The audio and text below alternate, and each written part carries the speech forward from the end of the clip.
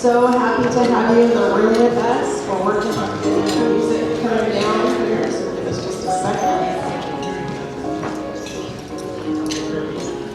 I am Trish Christensen. I'm President and CEO of the Modesto Chamber of Commerce, and this is our inaugural Sustainability Symposium from the ground up.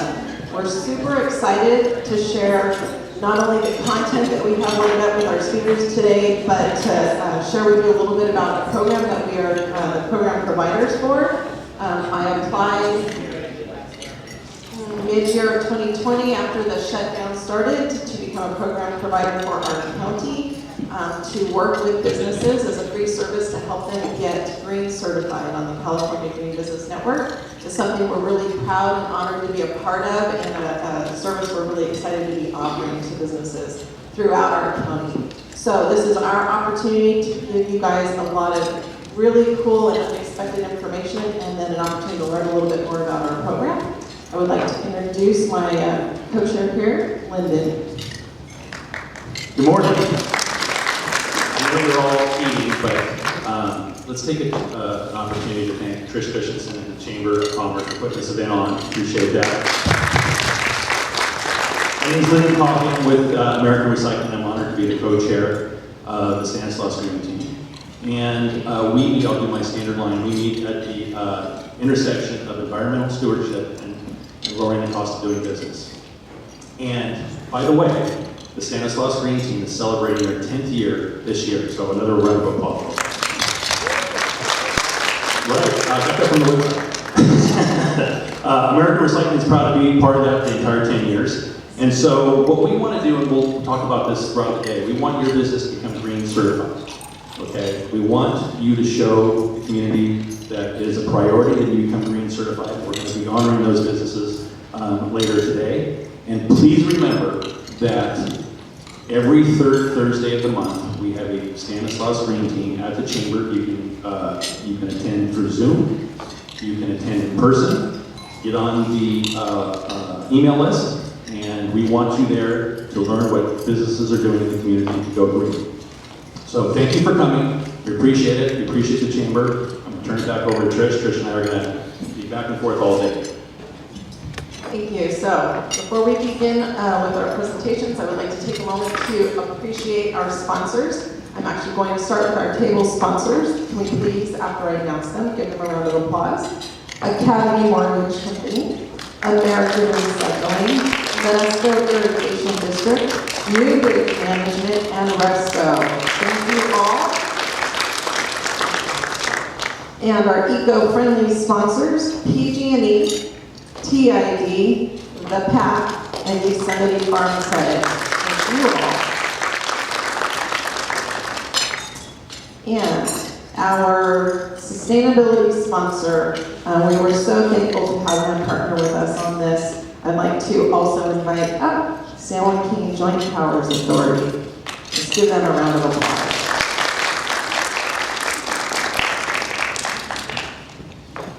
Is ready. Oops.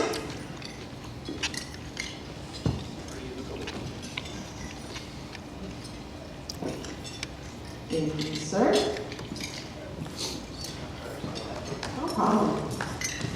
Come on up. Now, a round of applause. Let's do that over. Good morning, everybody. Thank you for having us, especially the Modesto Chamber of Commerce. I really appreciate the time for us being here. A little bit about the San Joaquin Joint Powers Authority. We're the managing agency for Amtrak San Joaquin. We work under the umbrella of San Joaquin Regional Rail Commission, which also manages the Baltimore Corridor Express. So what the San Joaquin is we're a commuter service based out of the Central Valley, and we travel all the way to Bakersfield, up to Sacramento and Oakland, and we do bus from Bakersfield to Los Angeles, all the way to San Diego as well. We do offer 7 daily round trips, but at the moment we only have 6 daily round trips due to the pandemic and low ridership. But ridership recovery has been on a steady increase. We're about 65% to full capacity that we used to be at. So it's very great that, you know, we're putting things past us, behind us, and we're back to a kind of a normal state. We are very beneficial. We travel to about over 135 destinations across the state of California. if there's a connection, if you're in the Oakland, there's always a bus that can take you elsewhere from wherever your final destination is.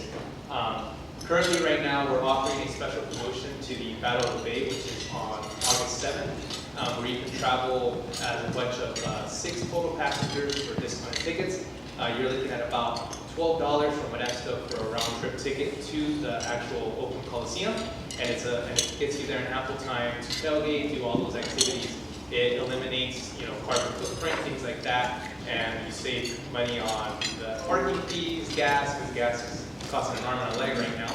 But other than that, it's a very beneficial service. We have Wi-Fi on the trains, complimentary Wi-Fi with entertainment packages that are very up to par with industry standards. We are a little bit on par with like United Airlines kind of entertainment packages, so we are very thankful for that. And other things that we offer is the Baltimore Corridor Express, which is our sister agency, and they're more of a commuter-based service, which is Monday through Friday, with 4 daily round trips that start off in Stockton and take you all the way to San Jose. Giron Station, which is across the street from the SAP Center, but we do have major stops like in the Great America area, which is right up in the Levi Stadium, and we have shuttles there that take you to like major corporation tech companies like Google, LinkedIn, things like that. Other than that, if you have any more questions, feel free to visit me and Renee back at the booth. Thank you. Thank you. All right, I forgot to do my normal announcement before the green teams is that please check your cell phone and make sure it's on vibrate so that I have to get myself, so we're respectful to the speakers. We're going to utilize technology here for our first speaker. He's via Zoom, and it is Brian M. Eagle III, CEO of Glanris, Inc. Please welcome Brian.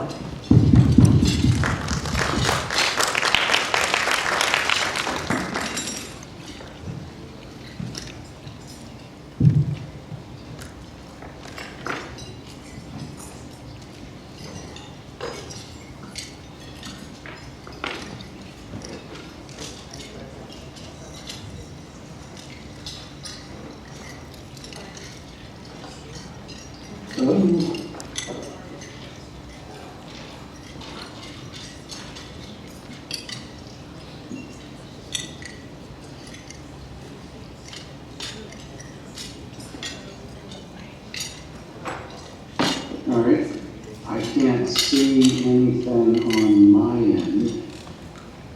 So about the audiences,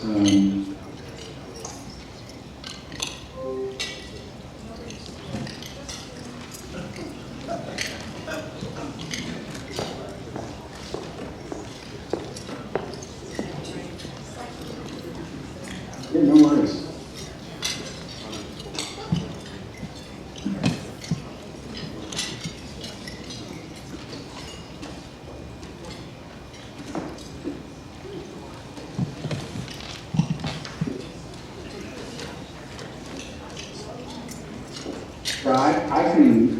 I will screen share, but is your video on?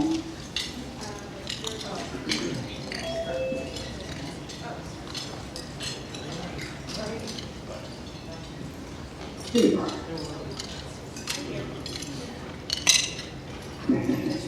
And is there an audience? Yes, there is. All right, good. Well, I can't see the audience, but I assume everybody can see me. We're working on that right now. Yeah, I can hear. Hello, Brian. JD here. West Coast Biofuels, West Coast Energy. Yeah, hey, JD, how are you? Good. How you doing? There we go.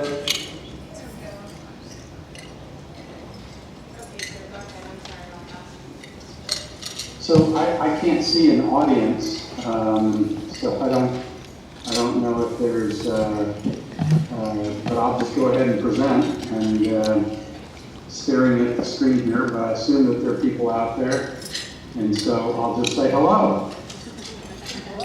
Hello. There we go, get some people out there. What's that? Oh, great. Well, thanks, guys. I'd say nice to see you, but I can't. So we'll just present and go from there. So, my name is Brian Eagle. I'm the CEO of Glanris, and we're going to talk a little bit about what we're doing in the sustainability world. And can everybody see the screen now? Yes. Okay, good. So what Glanris does is we turn rice husks into an environmentally friendly biochar that we call Biochar. So why rice husks? Well, there's several reasons. First is it's one of the largest agricultural waste products in the world. Over 220 billion pounds of rice husks are generated globally every year. And so a ton of this waste, literally tons of this waste, millions of tons of this waste today are either being burned or hauled off to the landfill. When they're burned, they produce carbon dioxide, and when they get hauled off to the landfill, they produce methane. So neither one of those are necessarily good, so instead, what we're doing is pyrolyzing them, turning them into biochar. We'll talk about that in just a second. The other reason that we really like the rice husks is that rice husks have some unique both physical and chemical properties. They're very light, they're very dry, they're small, uniformly shaped particles, and they're high in silica.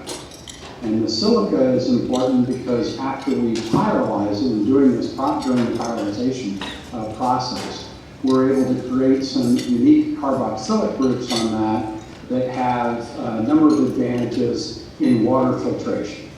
Particularly that we can not only filter organics from water, like activated carbon does, because we are an activated carbon, but we can also filter dissolved metals, like lead, mercury, chromium, etc. The way ion exchange resin beads do. But we do that at a fraction of the price of those ion exchange resin beads, and we're not a persistent microplastic like ion exchange resin beads. So what is biochar? Well, biochar in its basic form is a stable form of carbon. And the way we make this is that we superheat the rice husks in the absence of oxygen. This is called pyrolyzation. And what that leaves is basically cook off everything else. And what that leaves is just the carbon. And because we're pyrolyzing it and turning this carbohydrate structures into carbon, what we're able to do is stabilize that carbon so it doesn't break down easily. And this allows us to have a sequestration capability with that material.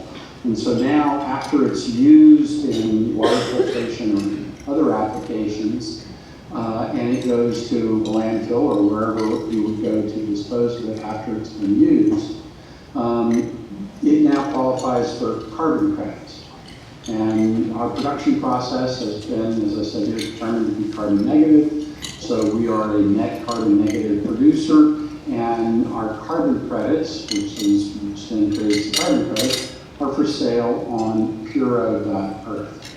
Puro.earth is probably one of the larger carbon credit exchanges for voluntary carbon credits, based out of Finland. So while we, try to get to the next slide, there we go. While we align with 11 of the 17 UN sustainability goals, we're really directly aligned with these three, which is clean water and sanitation, responsible consumption and production, and industry innovation and infrastructure. Those three are really kind of the key underlying ones, and obviously clean water and sanitation is sort of the number one in all of that.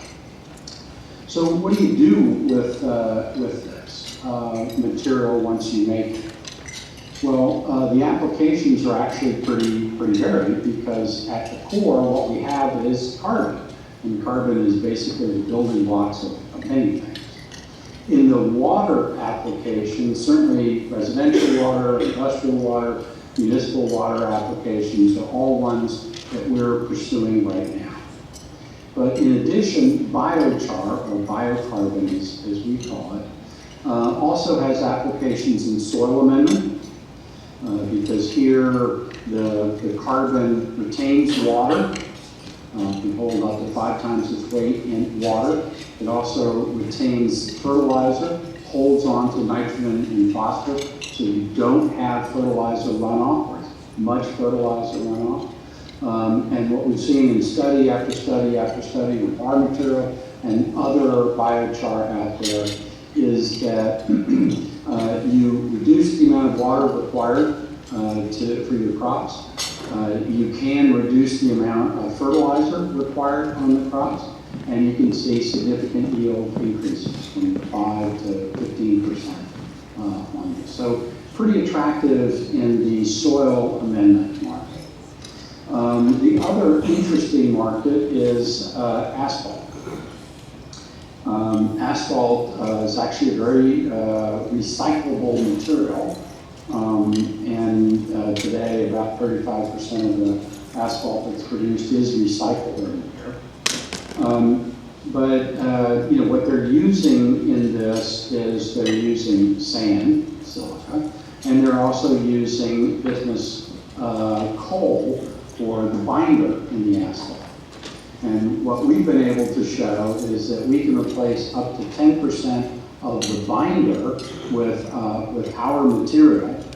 And we've done tests with several national agencies that are focused on this that show that we both improve the hardness and reduce rutting, and we also reduce cracking tendencies.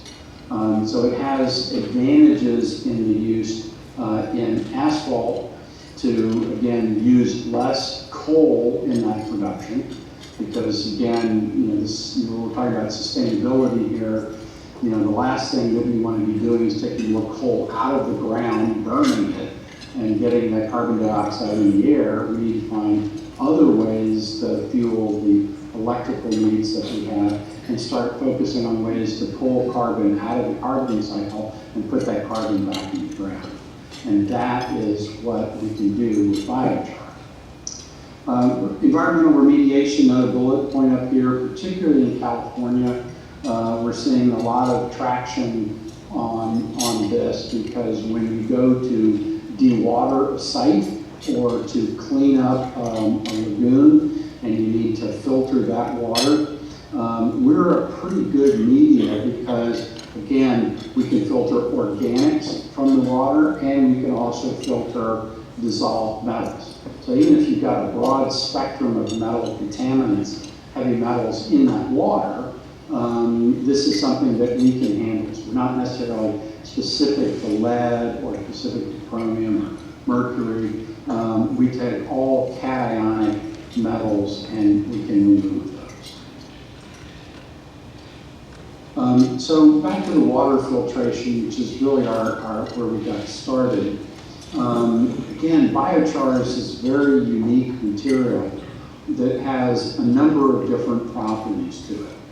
So again, much like activated carbon, because we are an activated carbon, we can remove organic contaminants in the water through adsorption. But because of, as I mentioned before, the silica and the physical properties, we're able to create carboxylic groups on the carbon and on the silica that give us this ion exchange capability to be able to remove cationic metals. So there's a lot going on with this material to be able to remove impurities from both air and water.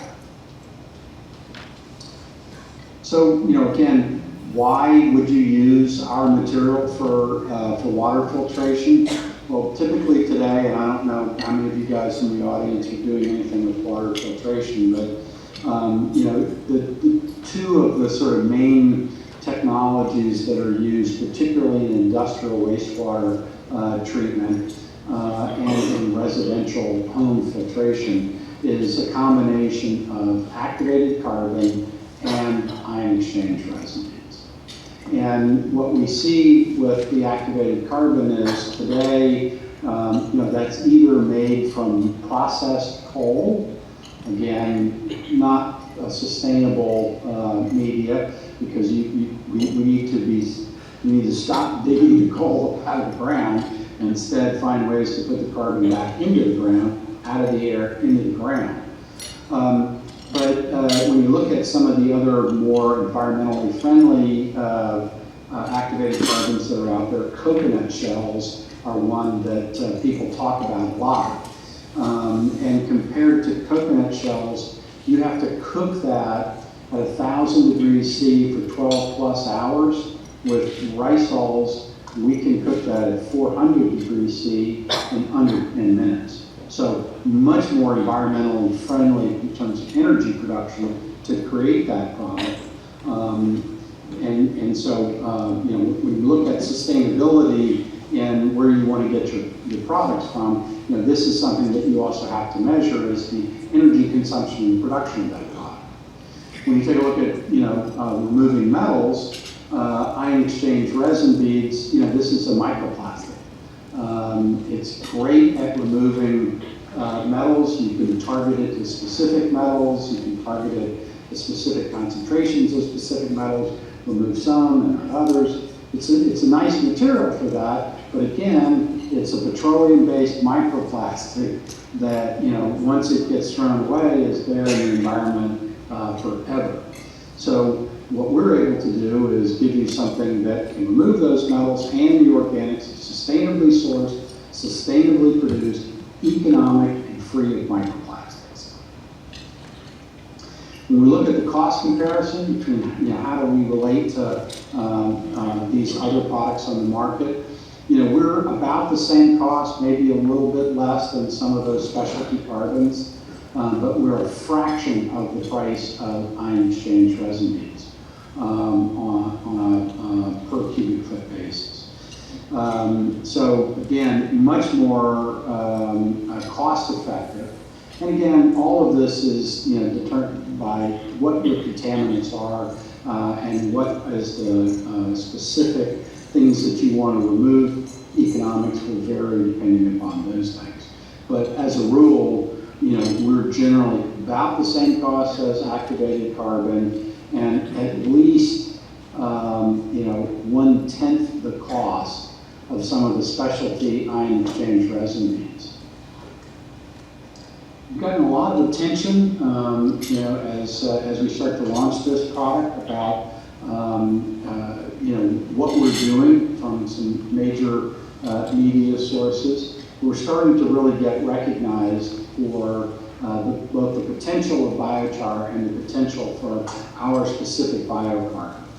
And just as a note on all of this, we just got started in production last September on a, you know, sort of full-scale basis. We're producing about 3 tons a day of this material. So back to the non-water markets. Again, we talked a little bit about this early on, but, you know, we've done testing in Australia, and they're now rolling this out in a number of road structures that are good, and these are government approved for transportation services. We're working with, as I mentioned, INCAT here in the United States, and ultimately what we're trying to get to with this product is to have a LEED certified green asphalt that can go in your parking lot, that will be more durable than what you have today, but also qualify for carbon credits. So, you know, pretty attractive from that standpoint. We're also doing tests with concrete, adding this as an aggregate, again, replacing some of the sand and some of the binder in the cement with our material, which again can help to, by putting the biochar in there, we actually decarbonize the footprint of concrete by putting more carbon that can be sequestered in that. And we'll do those first trials later this year here in Olive Branch. So that's the quick overview on us. I'm not sure if there are any questions that we want to take from the audience, but I'm happy to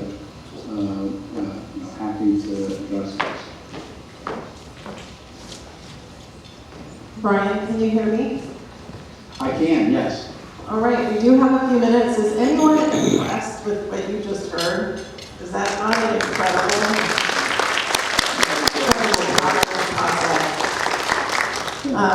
I'll take a moment, Joel. Oh, go ahead, Brian. Go ahead. I'm hearing a lot of echo, so I couldn't really understand what you said. Let me go down to the, hold on.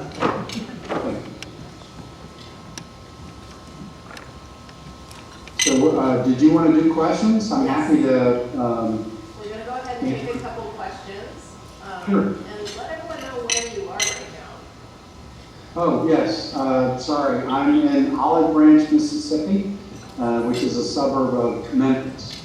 And we're here because right across the river in Arkansas is where about 50% of the rice in the United States is grown. Okay, question? We will relay to Brian if anyone has a question. Yeah, go ahead. I noticed on your slide you had, you did not add agriculture water. Are you working with farmers on amending soils and taking the irons and the metals out of the water for farms? So she's asking about, you didn't mention ag. Yeah. Can you state your question?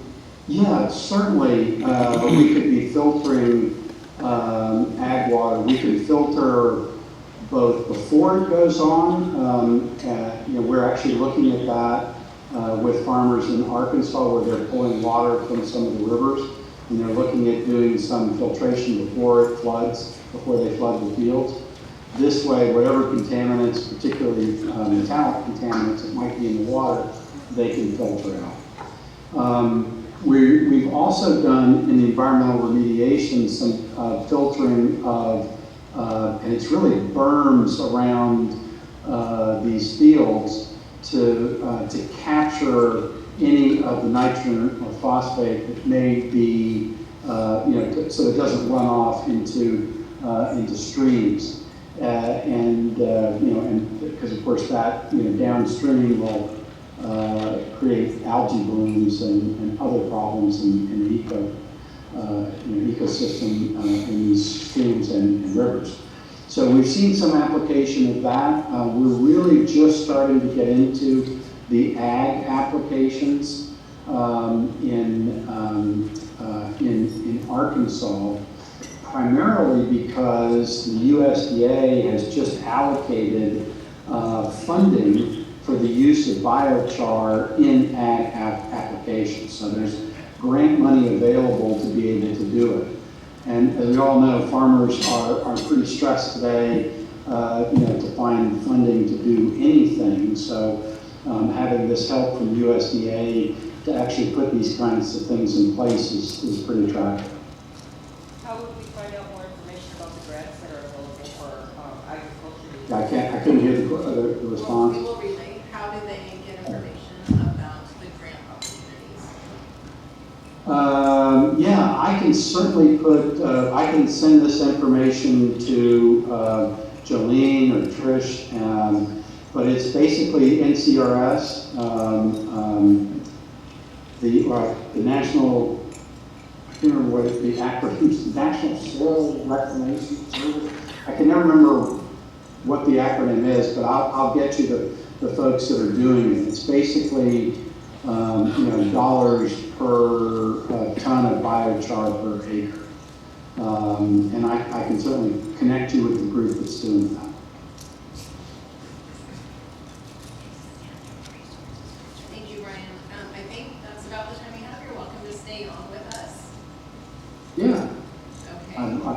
I'd love to view the other presenters if I can.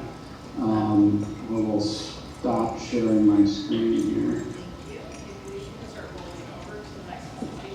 So I will add, thank you for your tolerance. We've not, thank you, Brian. Round of applause for you, Brian. The first time we're tackling a hurdle of in-room and virtual. With that, we are going to be moving on to our presentation with PG&E, which is going to rearrange screen. So, where is, come on up, sir. It's my pleasure to introduce Anthony Corella, Small Business Engagement Advisor with PG&E.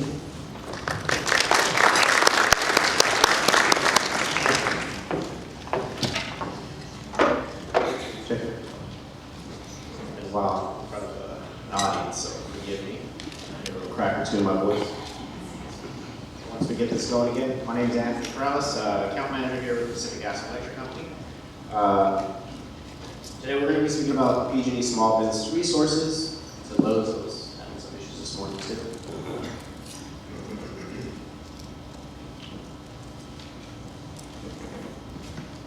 90%, guys. Almost there. Thank you for allowing us to be here. Appreciate that. I don't want to give me food just yet. Get this out of the way.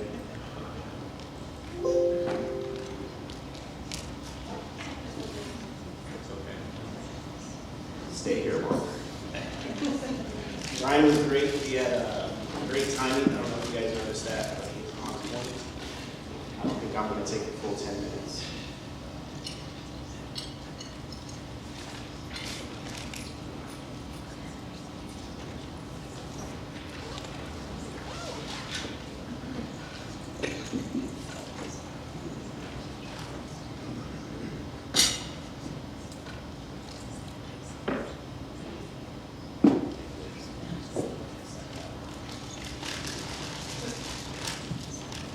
Should I just start speaking on? We can do that. I also have flyers in the back, basically everything that's going to be shown today. So wanted to talk about some small business resources that are going to be available once it does populate. Some direct install programs that we have work with our contracted energy efficiency installation partners to take advantage of custom solutions, cost savings, and post-installation support.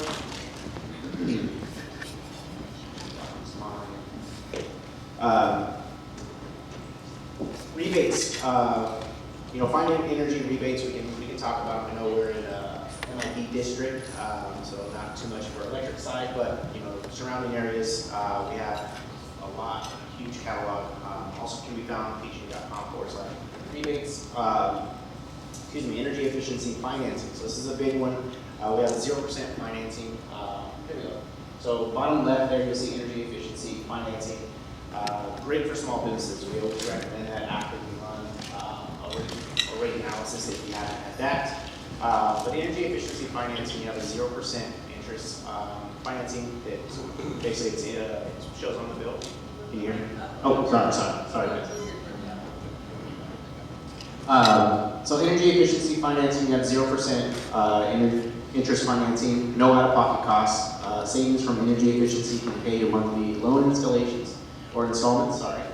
Learn about rate plan options. So there's additional rate plan options. Again, I know we're MID area, so not too much for the gas side, but if you do have, in neighboring locations, you haven't had energy rate analysis done, definitely highly recommend reaching out, speaking to a rep like myself, and getting one of those done. You can also do it on pg.com. The Economic Development Rate Plan, EDR, helps PG&E reduce electric rate, help businesses, customers stay afloat, and maintain jobs in California. Excuse me. Take advantage of quick and easy bill payment and recurring payment features within your online account. Enroll in a flexible payment plan to schedule payments for your current bill over several months. Also, budget billing to keep your monthly payments predictable throughout the year. If you haven't looked into that, I highly recommend doing that, especially during the summertime. It's hard to calculate your summer bills, especially with the air conditioning running. Budget billing is great for that. It gives you a set amount to be looking forward to. Next slide, thank you. Excuse me. So the small business resiliency resources, strengthen your business energy with help from PG&E energy advisors such as myself. Take advantage of rebate and incentive programs to implement backup power solutions at your business. Our energy advisors are here to help identify the best options based on your business operational needs and program eligibility. There is generator and battery rebate programs. Rebates up to $700 are available to offset out-of-pocket costs with the purchase of an eligible generator. Definitely want to look at those. Can't stress that enough as far as what's eligible or not. Speaking to a rep like myself, we can actually help you walk you through that. Make sure you are purchasing the correct one. And that should actually sum up my slides. Yes. Here's the last slide for questions, if there is any. We also, my colleague and I will be in the back here for just a bit as well. Feel free to stop by. We also have the flyers available. We're a couple minutes ahead of schedule if there's questions. Go ahead. Yes, sir. So, in terms, this is a sustainability program. In terms of solar, I've heard rumors that PG&E is working on a fee rate that's going to be charged to solar users. Can you explain that solar fee that you guys are going to be charging? So like just a flat fee for solar? Yeah, it's like, I heard it's like $100 per household or business that has solar. I personally haven't, I haven't seen any in our articles that come through, any updates to billing or, charges, monthly fees, things like that. I haven't seen anything like that, anything that I can speak on. But if there is changes, we'll definitely be aware of it. We'll clean that up. But me personally, I don't know. I haven't seen anything. It's something PG&E is working on. So to implement a new charge. Yeah. Don't have information. I'm sorry. Yes. Is this information that you share with us available in PDF that's easily shared to stakeholders? Absolutely. I also have a flyer back there, but the information here can also all be found on our website. I believe each one has a link underneath on the slide itself. I'm assuming the slide will also be available forwarded out via email. But again, we do have flyers in the back with also the address there. You're welcome. Yes, sir. What kind of generators are eligible for your? I don't have the actual, the numbers and the brands itself, but there are specific ones. I remember I was walking a customer through and he had already purchased the generator after the fact, and that's why I was emphasizing, speaking with us before. But there is a list of them. It's easier when you tell us what you plan on going, or we'll send you that link that shows the actual eligible ones that are available. There's also a list for the installing. So when there's contractors, in the area, you can search for a contractor to also install, the backup generation. In the back. Are you working on any incentives presently for EV charging of automobiles out in Modesto and San Sauce Market? So there is an electric vehicle program that is starting. Actually, it's actually been in rotation right now. I don't know if Michael has more information on the EV fleet. It's actually called EV fleet. It's more for our training counterparts are here, but there is information on it. I can definitely gather some more for you on it. I do have my card in the back if you'd like to see me at the conclusion, or I'll be back there. Feel free to walk by. There is some EV fleet programs that are available. Okay, thank you very much. Thank you, guys. All right, we have a packed schedule, and there's no breaks, but why don't we take this opportunity with food in our bellies to stand up if you would like and do a little stretch real quick. Nobody wants to stretch? Okay, that's fine. We'll go to the next one. Please welcome, from the Modesto Irrigation District, Craig Krauser. He's the major account representative. Thank you, Craig.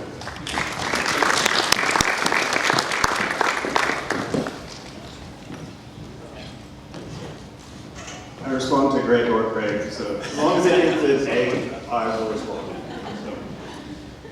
All right, so my name is Craig Castro. I'm the major account rep for MID, and I'd just like to take a few minutes. My original presentation was about 3.5 hours, so I'm trying to cut it down to 10 minutes. I'm going to try to get through it as quickly as possible. Next slide, please. So MID was established in July 1887. We are a public utility, and we're celebrating 135 years of service to our customers. We introduced irrigation water in our canals in 1904. Electric service was introduced in 1923. And we cover 560 square mile service area, including Modesto, Empire, Salida, Waterford, Mountain House, also parts of Escalon, Oakdale, Ripon, and Riverbank. So that's kind of where we provide our service to. We also opened a Modesto regional water treatment plant in 1994, where we treat, deliver, and wholesale up to 67,000 acre feet of drinking water per year to the city of Modesto. Next slide, please. So here's just a quick peek at our power mix. And so if you look at the graph on the left, you'll see our greenhouse gas emissions intensity. We are above average when it compares to other California utilities. That's something that we're proud of. We're trying to improve on that as we go year by year. And then also our resource mix. So we have 24.3% eligible renewable resources that we provide as far as renewable power to our customers, most of that being wind and solar. And then we also have 29% large hydroelectric. So incorporating the two, it's about 53% of our energy is coming from clean sources. Next slide, please. So when talking about renewable energy options for businesses, solar is obviously the main driver.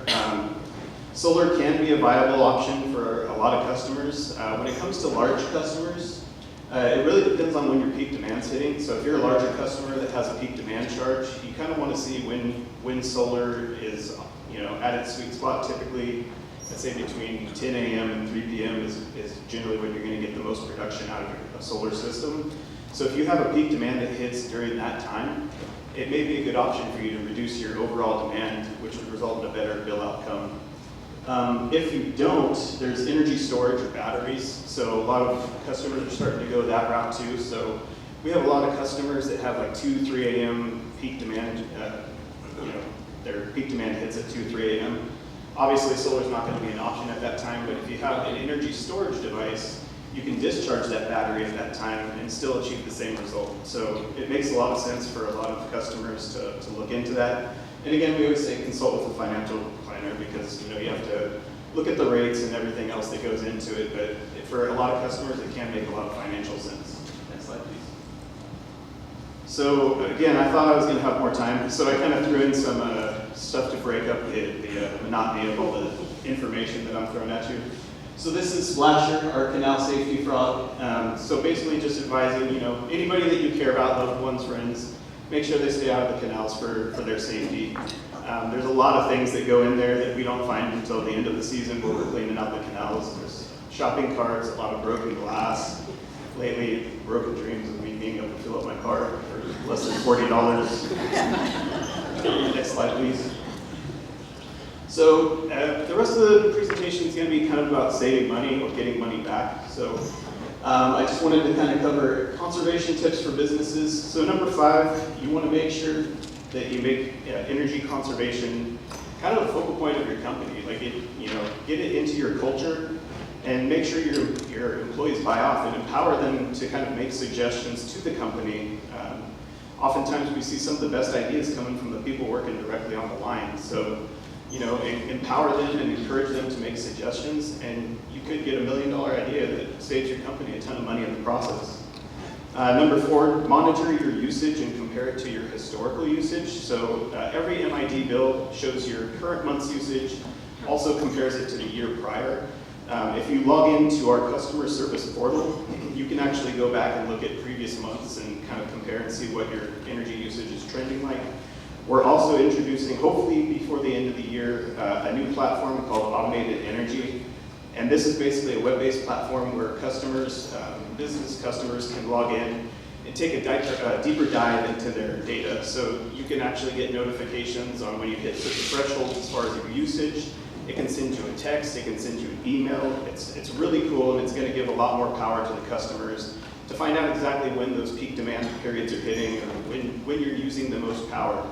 So you can take that information and kind of adjust your operations around that if you have the flexibility to do so.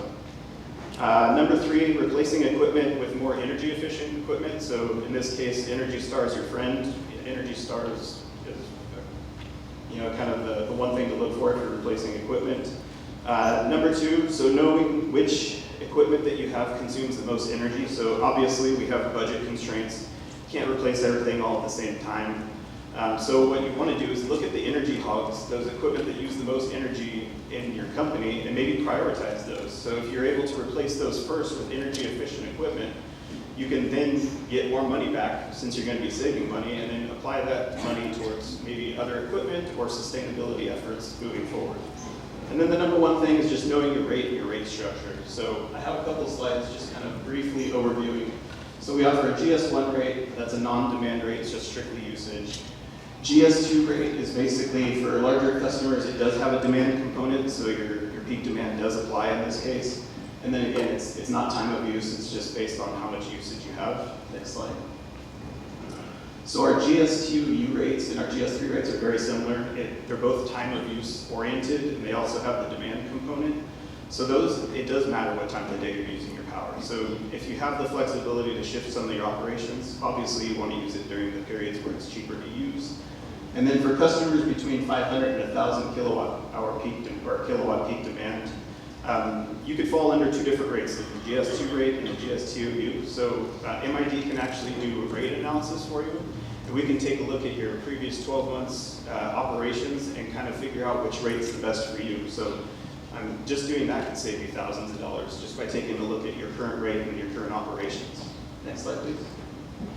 So just some quick energy saving tips for offices. Turn off PCs, monitors, copiers nightly and on weekends. If you have a computer that can't be shut off, maybe like VPN or something like that where you're logging in from home, obviously leave that on, but you can shut the other things off to save some energy.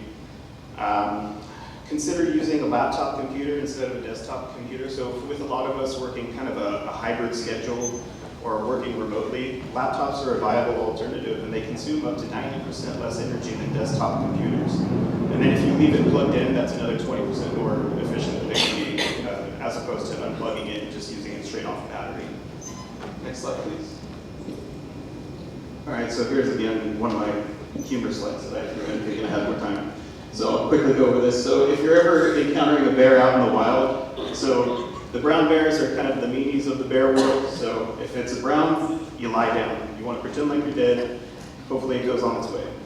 The black bears are the sweeties of the bear world. So if it's black, you want to fight back, make yourself big, make a lot of noise. Hopefully that'll scare it off. And if it's the be aware bear, which is MID's electrical safety bear, you want to treat electrical infrastructure components and outlets with caution and care. So it's not as catchy as the first two, but, and you might say, well, the be aware bear and the brown bear look very similar, and if you're not being responsible around electricity, they are very similar, they can be very ferocious. But the biggest takeaway between the two is the MID be aware bear always wears a shirt. So if you ever see him out in public, that's how you can tell the difference. All right, next slide, please. So business rebates offered by MID. So we have refrigeration rebates, we have appliance rebates, lighting rebates. The one thing I just wanted to point out was the occupancy sensors on that. So that's, if you've ever walked down a hallway and the lights kind of come on as you walk down, it looks really cool. That's the occupancy sensor at work right there. We do pay rebates on that. Next slide. We have HVAC rebates. So again, just pointing out one of the ones, we have an Energy Star Smart Thermostat rebate. So, you know, you leave the office for the day and then you remember, oh, I forgot to adjust the thermostat. Instead of having to drive back to the office and adjust it, you can do it from your smartphone. So we give you some money to do that. So that's a pretty cool feature, pretty cool product. We also offer up to 6 EV charger rebates per business. So I know a lot of folks are starting to adopt more electric vehicles. I know I have a friend who sometimes that's the deciding factor for him, is if he's choosing between one shop or another. If there's an EV charger, he may go to that one because he can charge his vehicle and shop at the same time. So definitely something to consider moving forward with EV adoption becoming more and more prevalent. And then window sun shading. So window films, sunscreen, not like the copper tone, like the dark screens outside your business. And awnings, so that'd be like more preventative measures that you can take, just to kind of keep the heat from coming into your facility or your building that would trigger your thermostat to come on. Next slide, please. All right, so for some of our larger projects, we offer a new construction rebate. So this would be a project that involves the installation of new high-efficiency equipment or lighting. It could be for a new building, or it could be a major remodel or expansion of a facility. We also offer a custom rebate, which is very similar, but it's more of a retrofit. So you'd be replacing, lighting equipment with a high efficiency alternative or equivalent. And then I like to say upgrade and get paid. So that's copyright pending. I'm hoping to get royalties on that in the future. Still pending. Next slide, please. And then lastly, you can go to our website. I did cover very briefly some of our rebates. We do have more than that, and we do have a lot of residential rebates too. So if you live here in the area, you may have a lot of things that you can do for your home as well. So you can go to mid.org/rebates, and then we also offer energy audits. So it could be residential or business. We could have an energy management rep come out to your site and kind of take a look at your current facility, provide recommendations and tips as far as how you can improve the efficiency of your site. And our number is located there just for reference if you ever want to schedule that. So on behalf of my cast of characters and myself, I'd like to thank you for your time.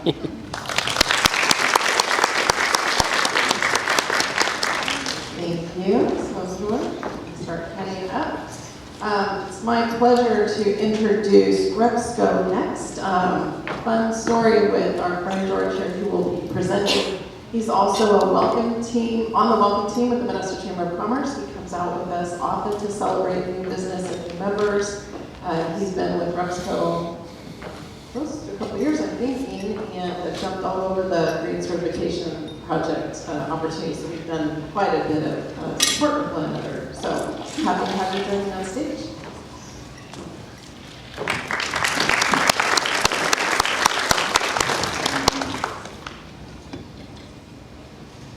All right, good afternoon, everyone. Can you all hear me? Okay, great.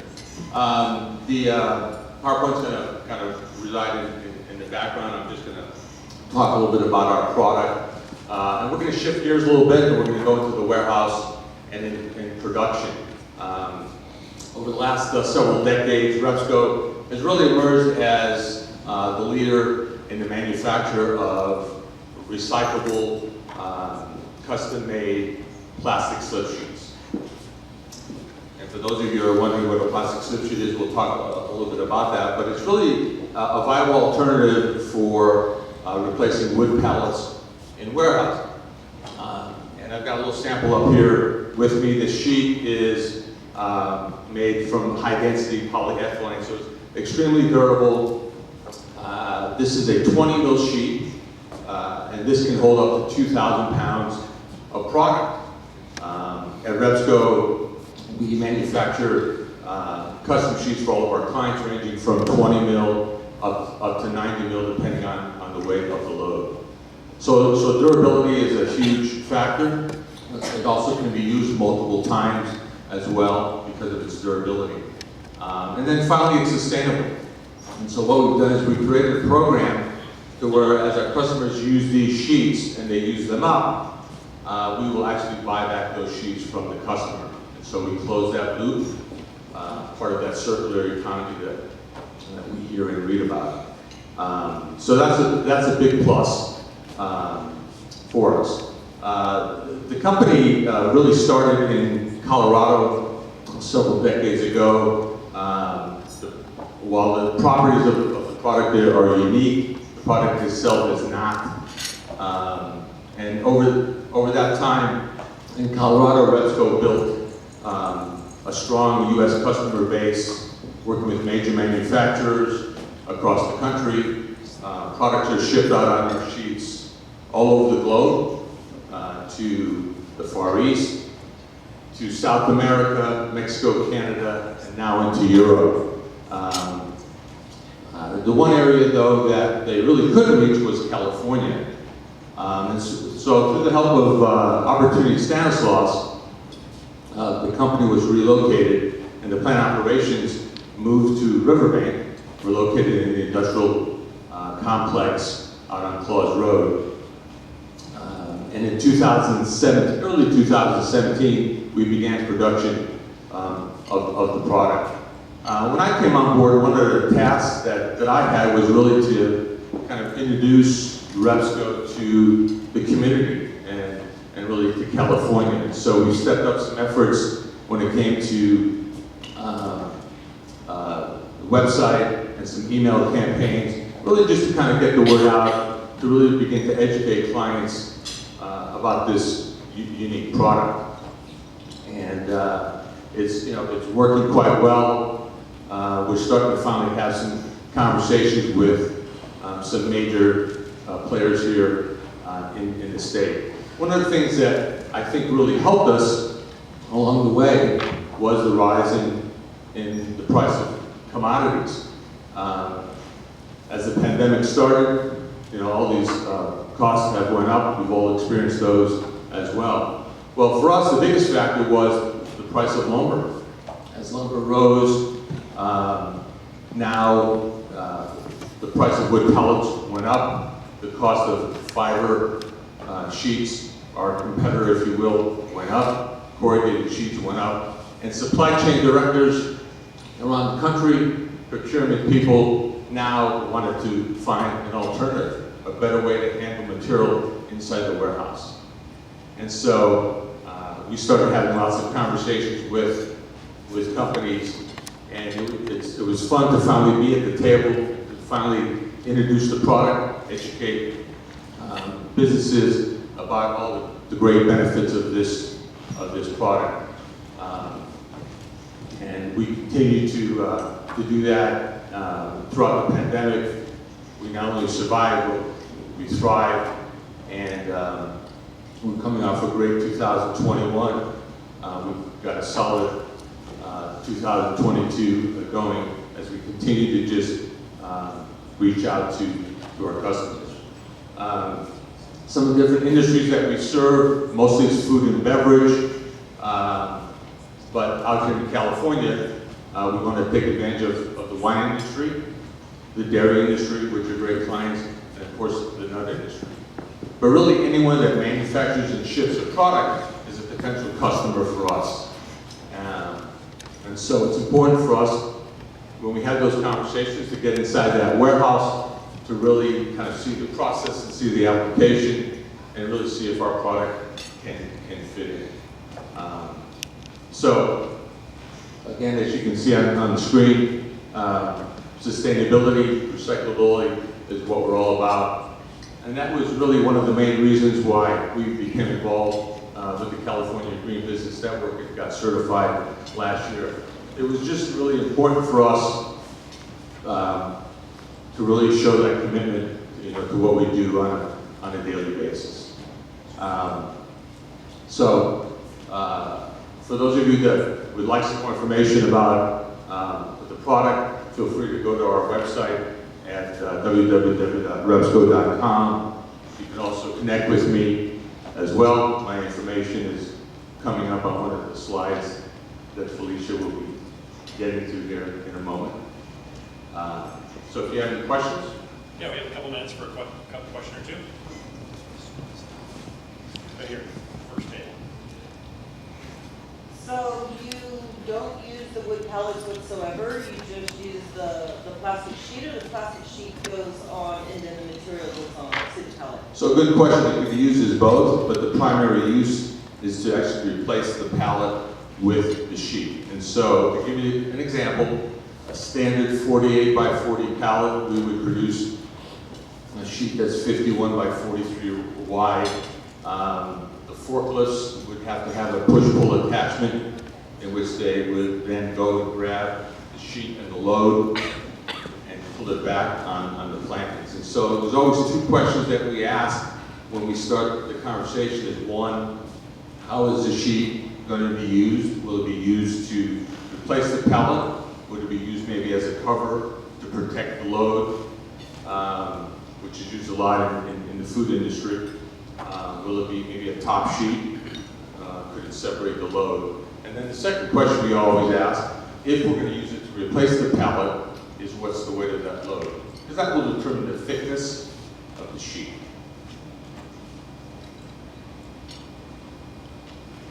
When you're making this type of sheet, what kind of byproducts are expended, when you're actually producing those particular sheets? What are the other, Well, it's raw material that we... because you're talking about ethylene, so there has to be some type of emission that's going out into the atmosphere as well. No, there's not. No, there's not. It's raw material mixed with with So you're regrind. saying that when you're melting this and creating the product, you don't have any byproduct? No. It's coming, no, it's coming out of the. So it's going from one matter to another form of matter? That's it? No emissions, no? No, it's melting right through the extruder and coming out into the sheet. So it's a combination of the raw material plus some regrind. So every sheet that is made, any excess and trim that comes off those lines, that's captured, reground, and that's mixed with the resin that we purchased. And so that's how we come up with this completely recyclable. No fumes, no. One last one, and then we'll wrap it up. Is Very there good. a existing program that you're coming up with to replace the wooden pallets so that way there's a switch? What's happening with the wooden pallets to help the environment? Since those are all wood, what will be happening with those? Well, the customer would have to find a way to get rid of those wood pallets, if that's the question that you're asking. And so that's really kind of up to the customer. We talk about the whole process, making sure that the product can actually replace those pallets. The cost savings is tremendous. All of you probably know what a wood pallet costs, 10, 20 times more than what one of these sheets cost. So we talk a lot about the sustainability, a lot about the dynamics inside. You know, pallets are susceptible to heat and humidity and moisture and all of that, and our product is not. So we talk a lot about that with the warehouse folks. But it's also important to make sure that our product can actually fit into the process inside the warehouse. And when we go in and we look at the palletizing process, we've got to determine if it can, be part of that process. Sometimes it can, sometimes it can't. Thank you, George. Appreciate it. We'll get right to the next speaker from CSU Stanislaus, Julia Reynoso. She's the AVP Capital Planning and Facilities Manager, and she's here to talk about the exciting things going on out there on the campus. Please welcome her. Thank you.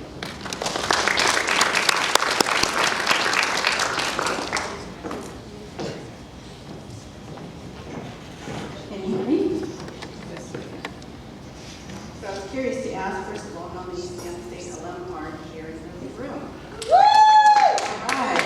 So I'm a two-time alum from Stan State. I was fortunate enough to work there as a student, and they got hired on, and just kind of been working my way through the campus ranks, and I'm currently in capital planning and facilities management. Is that better? Yes. So I was asked to come today and talk about how we use water on campus. And if you're an alum or have had family members that graduated from there, you've been to the campus and you've seen all our water features. But what most people don't know is that those water features are a very important component of the campus infrastructure related to stormwater and more recently, cooling. So I'll have some appropriate slides here. So Stan State has redefined the importance of reclaiming water that typically flows down landscape storm drains and into the city sewer systems. For more than 50 years, this water has been recaptured, stored, and reused for landscape irrigation.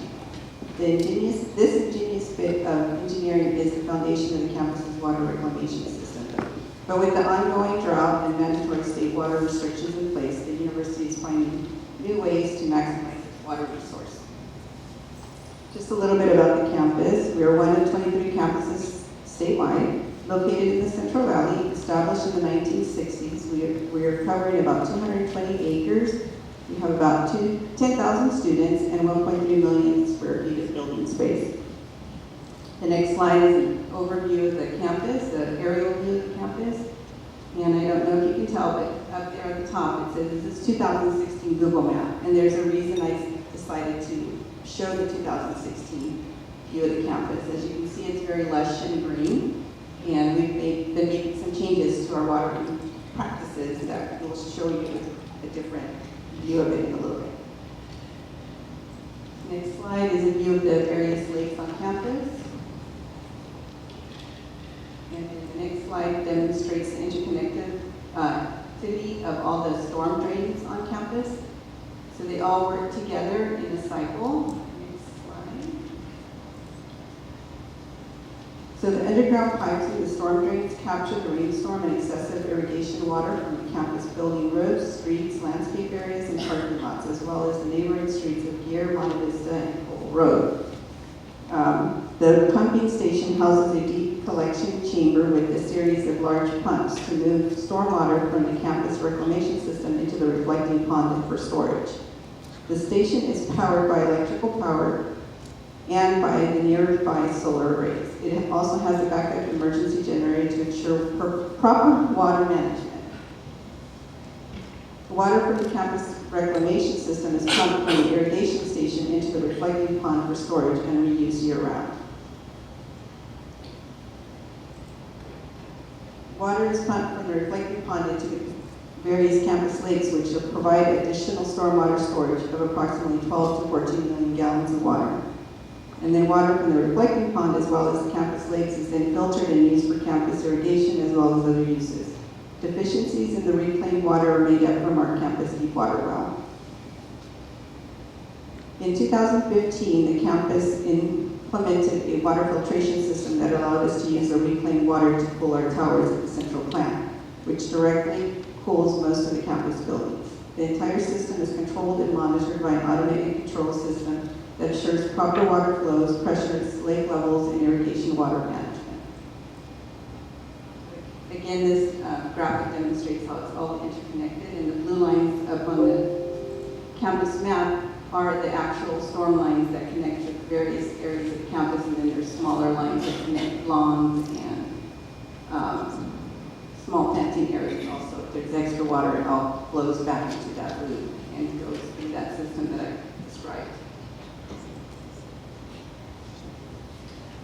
This slide is a demonstration of the automatic logic controls that monitor the storm water pumping station.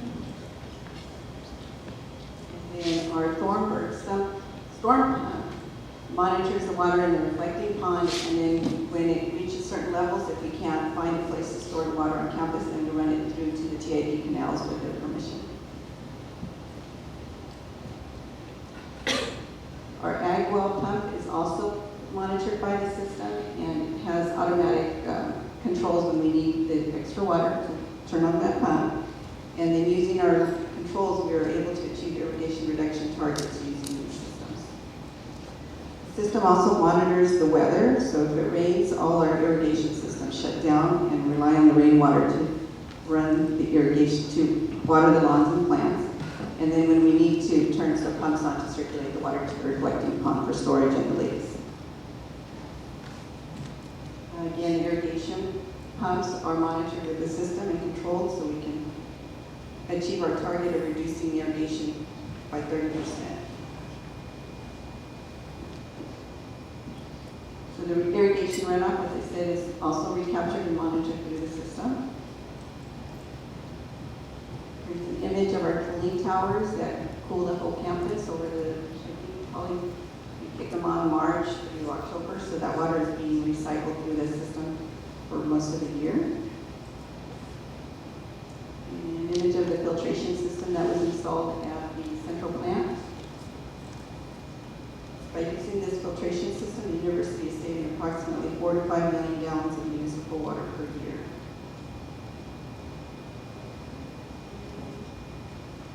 The average flow down on that tower is 8,000 to 10,000 gallons of water daily. So in the past, that water would just run down to the sewer and out to the city, but now we were able to recapture that water and reuse it again in irrigation or back to the tower for cooling. So 100% of that blow down is recaptured. Another project that we've been working on to conserve water is the replacement of the Bbh Pond. It is pictured there from left to right on the top row as the demolition happened, and then in the bottom row is reconstruction of the seating area that's happening. And then in the next slide, you can see the final version of it. I wish the graphics were a little bit clearer. But by replacing this pond with a seeding area, we're saving over 1 million gallons of water per year, in addition to maintenance and chemicals that were needed to maintain the water quality of that feature.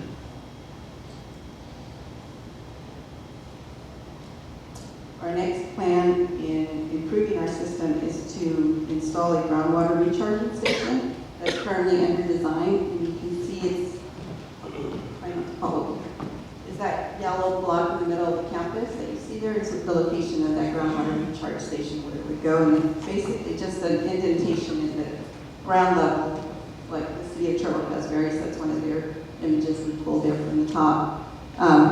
So when it rains and we exceed capacity of all our lakes and the Bbh Pond, then we would push it out to the air and just let it percolate down to the aquifer.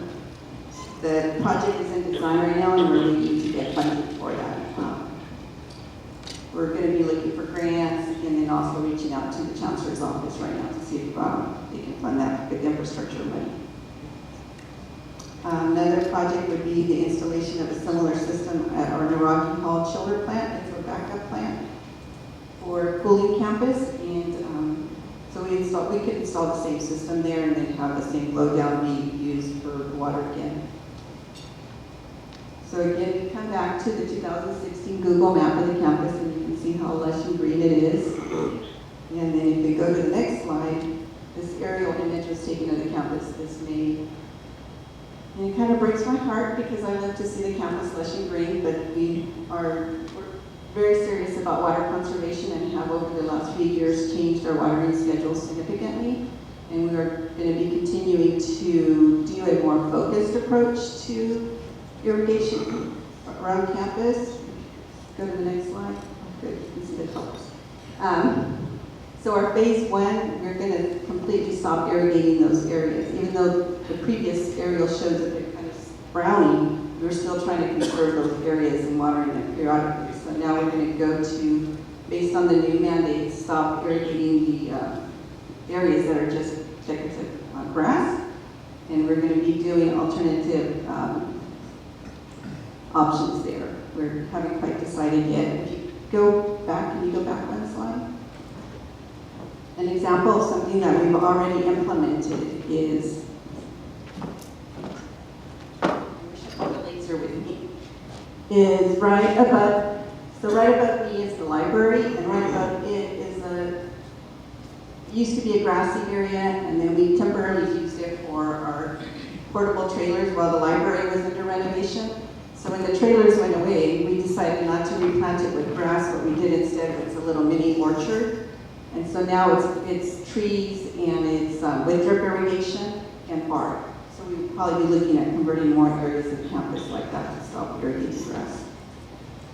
And then the one.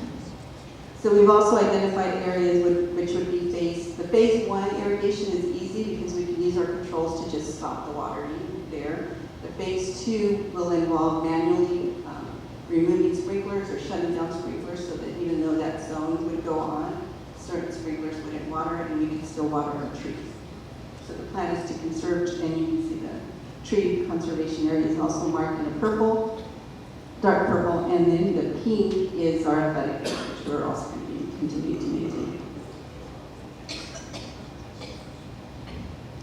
So that is just one aspect of sustainability at Stan State. I invite you all to come and check out our websites. The water reclamation system is at the csustan.edu/water.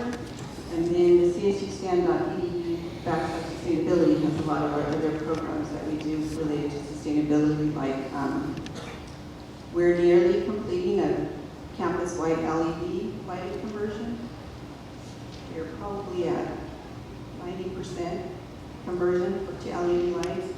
And we have several solar projects. We have a tree map there that people can check out. And just recently we published a STAN magazine that is completely about sustainability, that is going to be linked to the sustainability website, probably by the end of the day too. Any questions?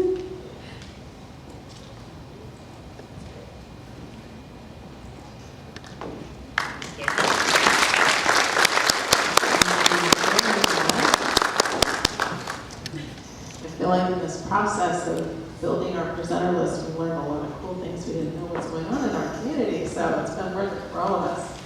We're going to take a moment to process back over to Zoom. And if we could, while they're focused on this, this process of splitting back and forth was new for us, and so I know it's created a little bit of stress in the moment, so I'd like to appreciate my staff today, Felicia and Jolene are rocking it, doing the best they can with all of this. I know it's not over that.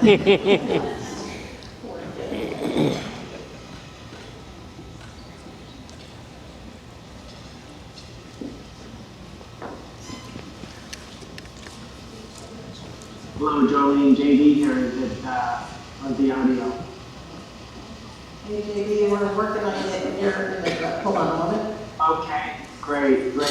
Thank you again to the Green Team in Stanislaus County for having this symposium where all these great businesses and different technologies can come together. As I've been listening in, I'm quite impressed by the amount of information that can be gleaned from all these different presenters, so very thankful for this. But again, we're West Coast Energy, West Coast Biofuels. We're a clean energy, renewable fuels company located here in the Central Valley. We specialize in low carbon renewable fuels on various waste streams. Most people are familiar with renewable diesel from various fats, oils, and cooking oils and soybean oils. We're here to talk a little bit about what we think is a big opportunity here pursuant to Senate Bill 1383, which is basically a no landfill bill, which is a new mandate that passed and was enacted January 1st, 2022. So if the slides up on the board, Jolene, the first one. Okay. All right, so if you just at the top there, West Coast, we're a socially responsible clean energy company. We facilitate moving various, as I say, waste streams from the landfill and take those products through our proprietary processes, and we make a variety of renewable energies.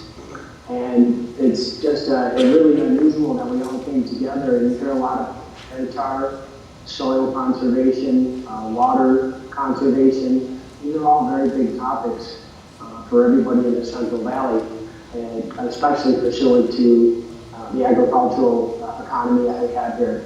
So we're very pleased to offer a pilot program with Kern County and the city of Bakersfield, and then coming up through the valley to different counties, Stanislaus, of course, where we can introduce what we feel is a good place to start on a pilot program for landfill diversion. SB 1383, referring to the food recovery triangle on the chart.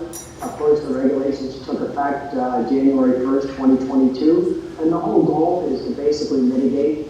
You can no longer landfill organic food scraps, organic waste, which is basically all food, restaurant food, table scraps, food that you would put into your bin at the curbside, and green waste can no longer be landfilled.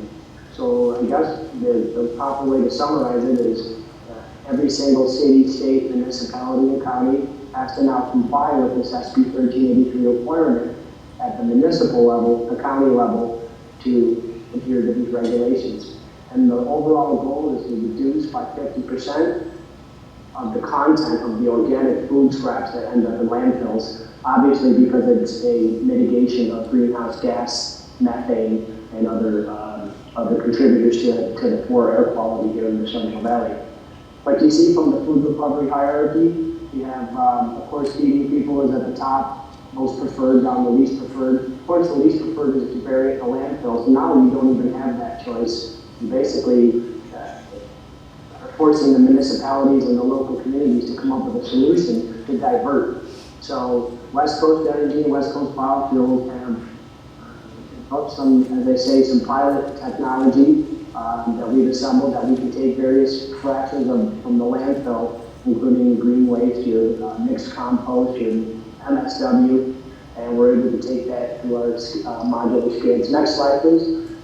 Through our skids and make a variety of renewable energy products, such as renewable natural gas, renewable fuel, renewable diesel, and of course hydrogen, which is very popular and is still coming on the marketplace as a backup energy source and long duration energy storage source coming online.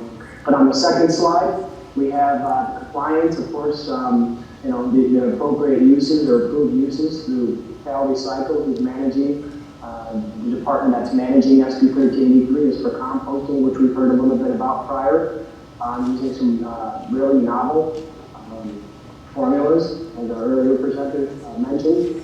But quite true, that is one very good use for the landfill biomass, to divert it, to repurpose it or upcycle it, as they might call it. But there's quite a bit of it, and you'd imagine just in the local counties, there's probably 12 to 15 municipal landfill sites where these various communities' waste products are going to be landfilled. So now that you can't bury them anymore, and then it's becoming the compliance piece for the communities, the municipal, county, city, to come up with a solution. What do we do with this piling up biomass that's at the landfills? So part of what we're doing is diverting and repurposing. If you look down in the pictures in the middle, these are actually from Kern County. These are just various piles of mixed wastes, and they go through a shredder, and this is what we would call organic compost, a very high quality compost. And of course the farming and the agriculture use that for soil amendment and topsoil, which is also very good for water conservation. So part of what we plan to do is to incorporate all the way from farm to field, and then what we call from dump to pump. So we have a vertically integrated business model that basically not only just tries to divert and upcycle these waste fractions, but actually do something very valuable to mitigate carbon emissions in the Central Valley. The next slide, please, with the equipment. Hopefully you see the next slide. I'm seeing Evan Ender's slide here. Evan, no screen sharing yet. Okay, so 40. Okay. I'll stop sharing. Okay. No problem. My Ender. And then, so hopefully you're seeing the picture of the modular skid-mounted equipment. So a lot of our purpose in the Central Valley is to decentralize production, which is both economic development and tax base and job training for the local communities. Since this is a statewide mandate and not jurisdictional, the idea of building a big centralized refinery or bioprocessing facility to bring all this various waste product means you have to transport it. We don't want to be transporting hazardous waste and other municipal solid waste any more than we have to. So what we're designing is modular type systems that we can deploy right at the point of source, which saves a lot of carbon emissions mitigation from not having to truck it. And of course, it lowers the carbon intensity score and life cycle analysis, which are all eligible for various carbon credits and offsetting. But just going through the skids there, so this system here is roughly up to 100 tons per day of mixed waste.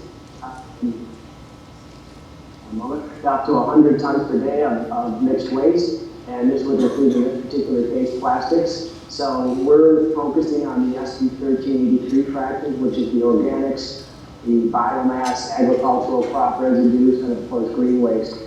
And through these different, there's a couple other technologies, but this one is to produce renewable diesel. And of course, we all have seen the gas prices recently at our local stations. And of course, if you're a truck driver or a fleet transportation operator, your diesel's at $6.95, $6.85, $7.15 a gallon right now. And of course, it's impacting the small and independent fleets, the small agricultural farmers, and we don't want that. We want to make farmers win again, and we want to make farmers rich again. So all of this is tied into SB 1383, which is very interesting. So next slide, please. So for the equipment, we would do a three-part system where we come analyze the feedstock. We would scale up and design what size pilot system, what we call modular system, that community would need to service their flows. and then we would try to upcycle all of those waste fractions into higher value products, which would be, as it says here, renewable energy, hydrogen, renewable diesel, electricity, and many other things. The earlier presenter mentioned microgrids and stationary power and other things for electricity generation. I mentioned solar. Well, there's certainly room for solar, and there's most certainly room for geothermal and hydro and various other renewable forms of energy to donate to the grid.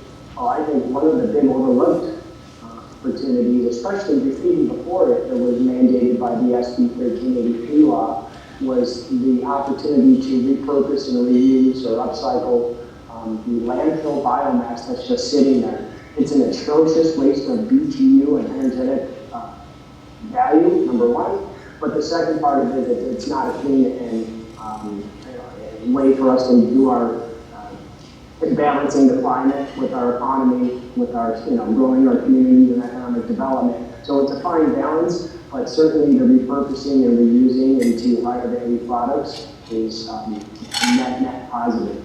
And I guess the last piece of that I'll touch on is, what does it mean for the community? So you've got, multiple landfill sites, you've got a lot of waste coming in, thousands and thousands of tons per day across the state. Think of it via county or even by the city, it's quite a bit. So we feel that it's an all hands on deck. All stakeholders can come to the table with whatever their process and project is. Ours happens to be to focus on decarbonizing the heavy transports. So over the road trucking, of course, rail, the maritime shipping with the clean biofuels and so forth. So we think that this is a very viable and shovel ready. We're already building out a second facility in McFarland, Central Valley, California. We've got our base in McFarland, and then our two other terminals in Bakersfield, and of course we have our newest one up in Fort Stockton. So we're sending our value chain, if you will, throughout the Central Valley, and it's really an all hands and all purpose on deck. We want to decarbonize the diesel particulate matter, which is the NOx and the SOx on the one piece, and that's the over the road and rail. Most people have seen the rails locomotive going up and down the Central Valley, and you can see the black pipeline of soot coming off the top. No offense to our friends at the rail, but they're still burning dirty bunker diesel, and we can do better than that.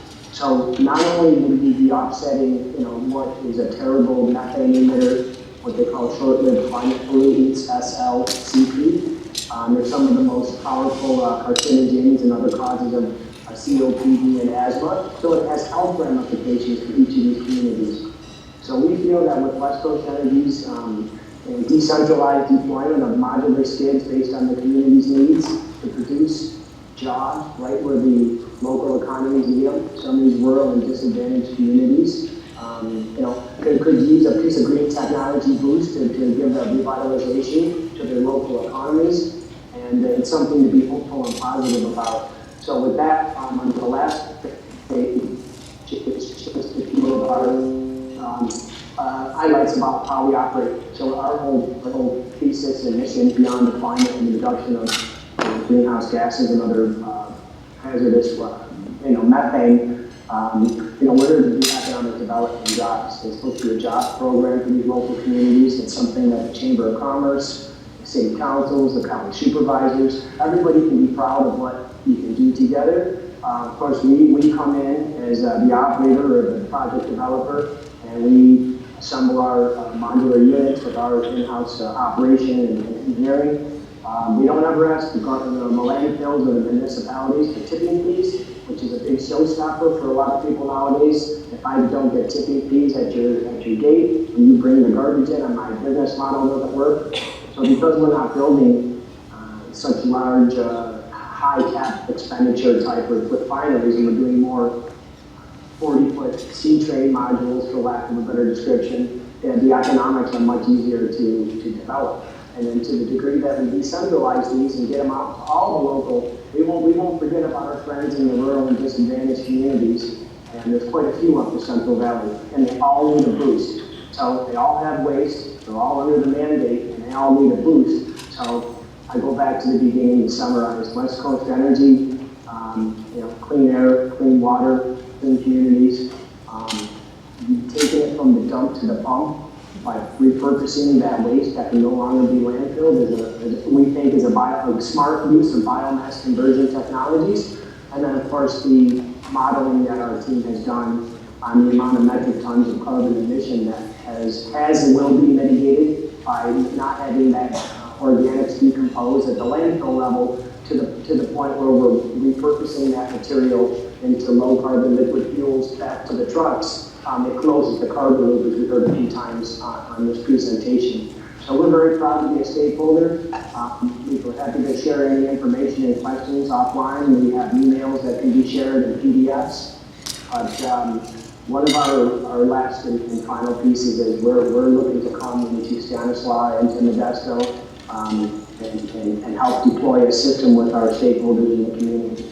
And be a good member of the community and do some good work by cleaning up the air and the water. So thank you very much, and I appreciate everybody's time. Thank you.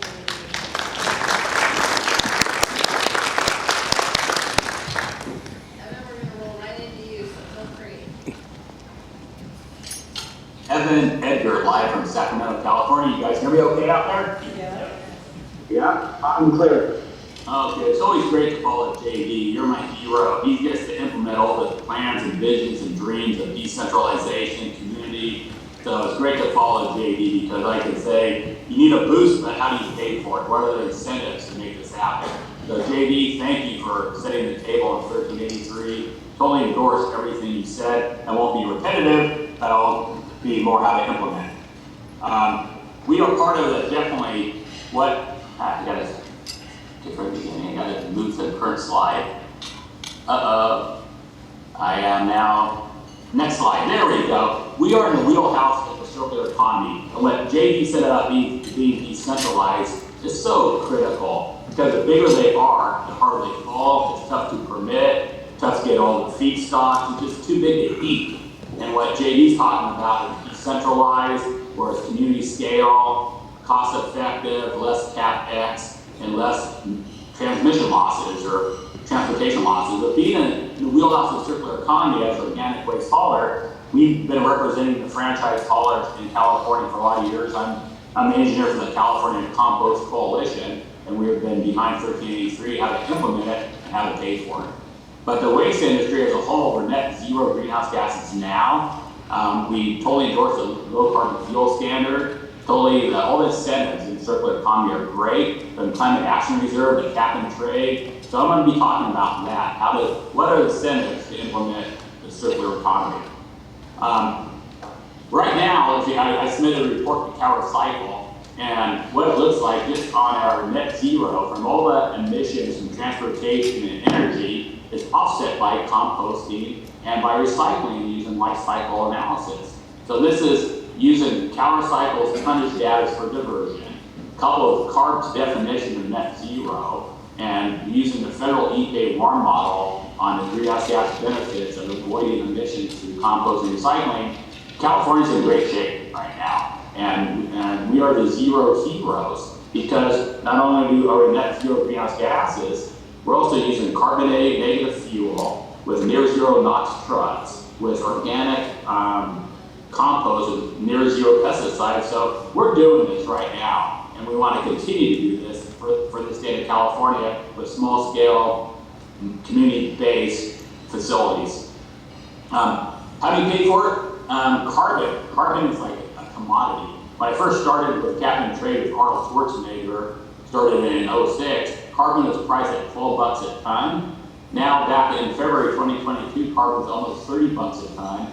And there's projection that carbon per ton will be to $50 to $100 a ton by 2030. So carbon is kind of like Bitcoin. It's out there, it's everywhere, it's hard to understand. But Bitcoin comes and goes, but I think carbon is forever. And what we play up here is carbonopoly. We've had to play the carbon game on cap and trade. Where does that money go? And who pays for that? So cap and trade is on the big generators like big oil and big utility pays into the system that then funds low carbon systems, and it's managed by the governor's budget that came out last night on the big trailer bill, but there's a lot of money out there. And what is going on at Tower Cycle, there's $270 million out there for the circular economy. And that's a lot of money for different programs, for permitted facilities. So that JD said about shovel ready. And on that small scale, you need to get shovel ready quick.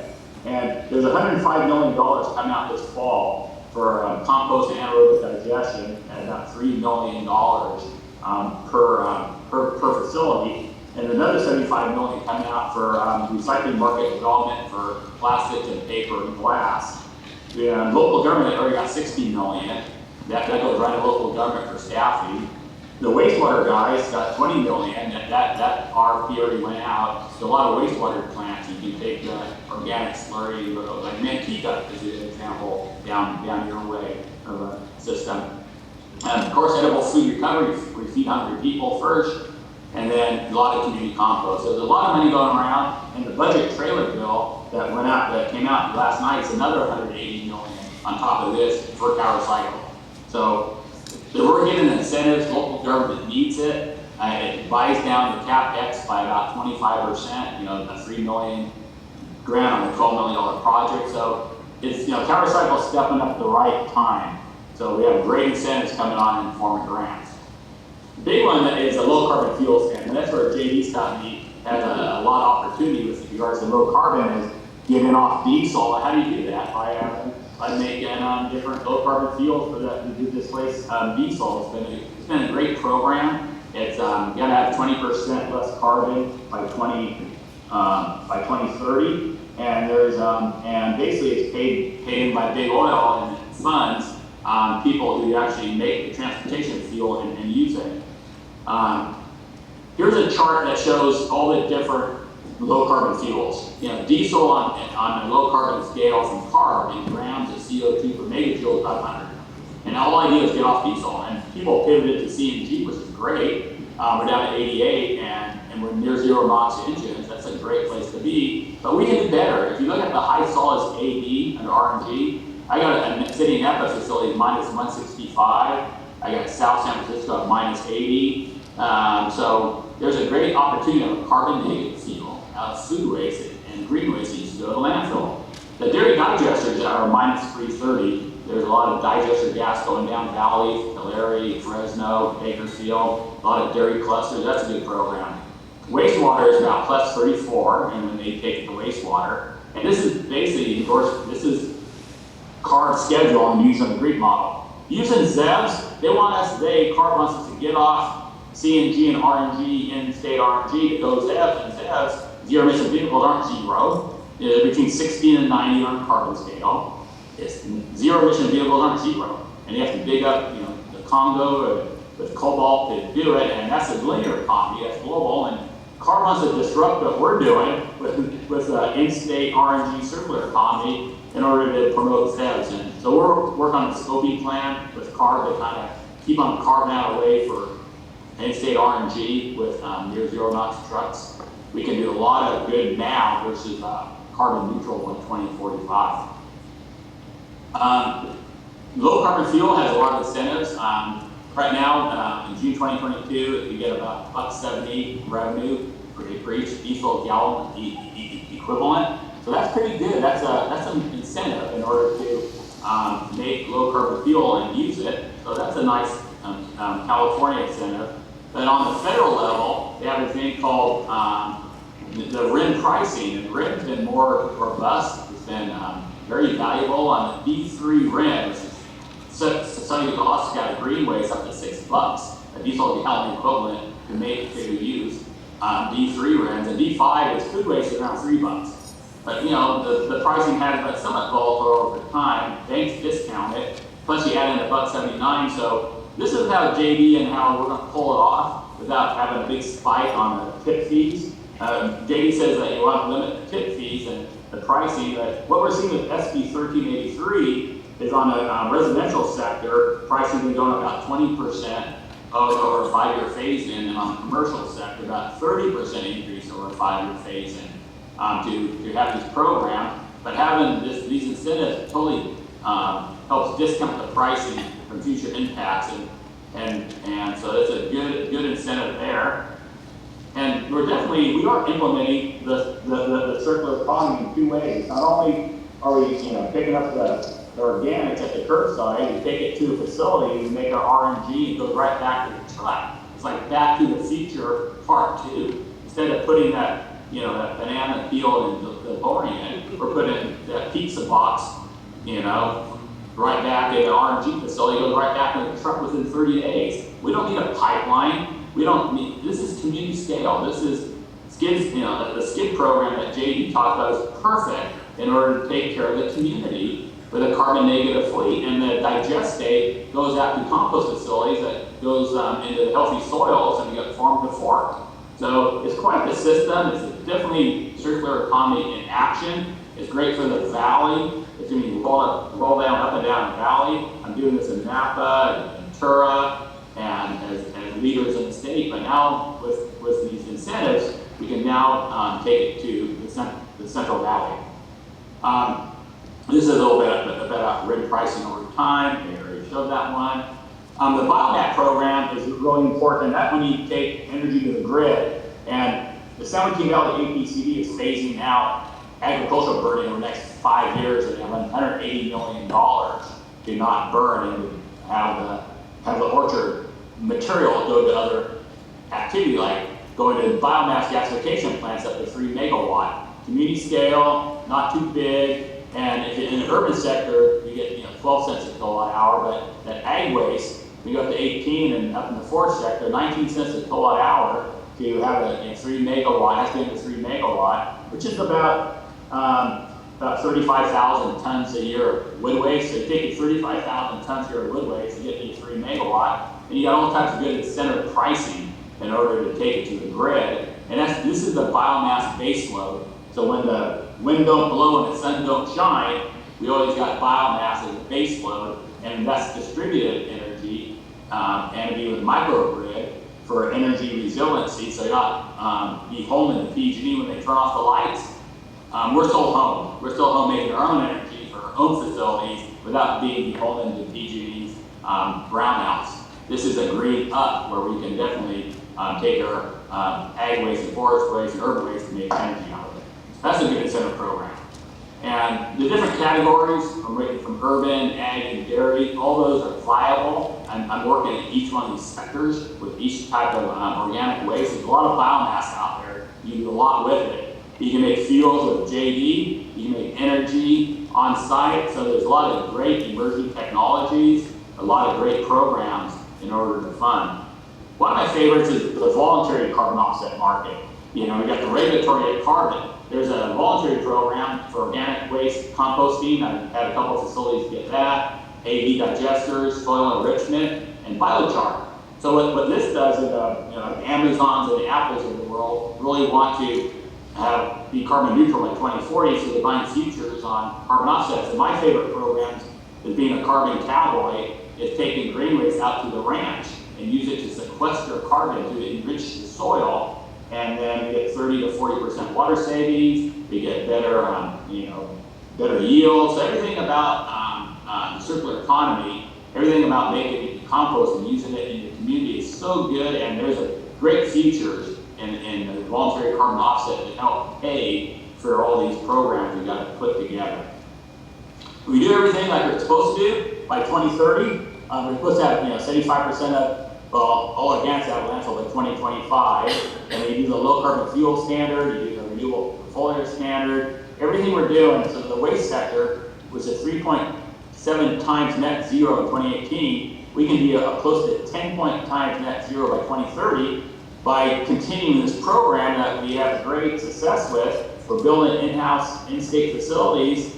We just have to have the CARB to let us do our job versus trying to tell us to pivot towards ZEVs. Because once you kind of do heavy-duty zero-emission vehicles, this program doesn't work. So CARB is sending the wrong signal at the wrong time. When we have the right signal, the green signals, to go forward with SB 1383, small-scale community facilities up and down the valley for all the jobs, to keep the carbon local, and to get all these incentives. So it's tough on JD, but with a 1-2 punch, that's my That's my presentation, and thank you for hosting today. Thank you, Evan. Appreciate it very much. I want to. We're also going to need to kind of move right into the next presenter to catch up a little bit. That Yeah. you're going to hang on and we'll reconnect at the end. Okay, we're going to go right into the next presenter. She is the Integrated Waste Program Manager for the City of Modesto. Please welcome Rosine Salmo.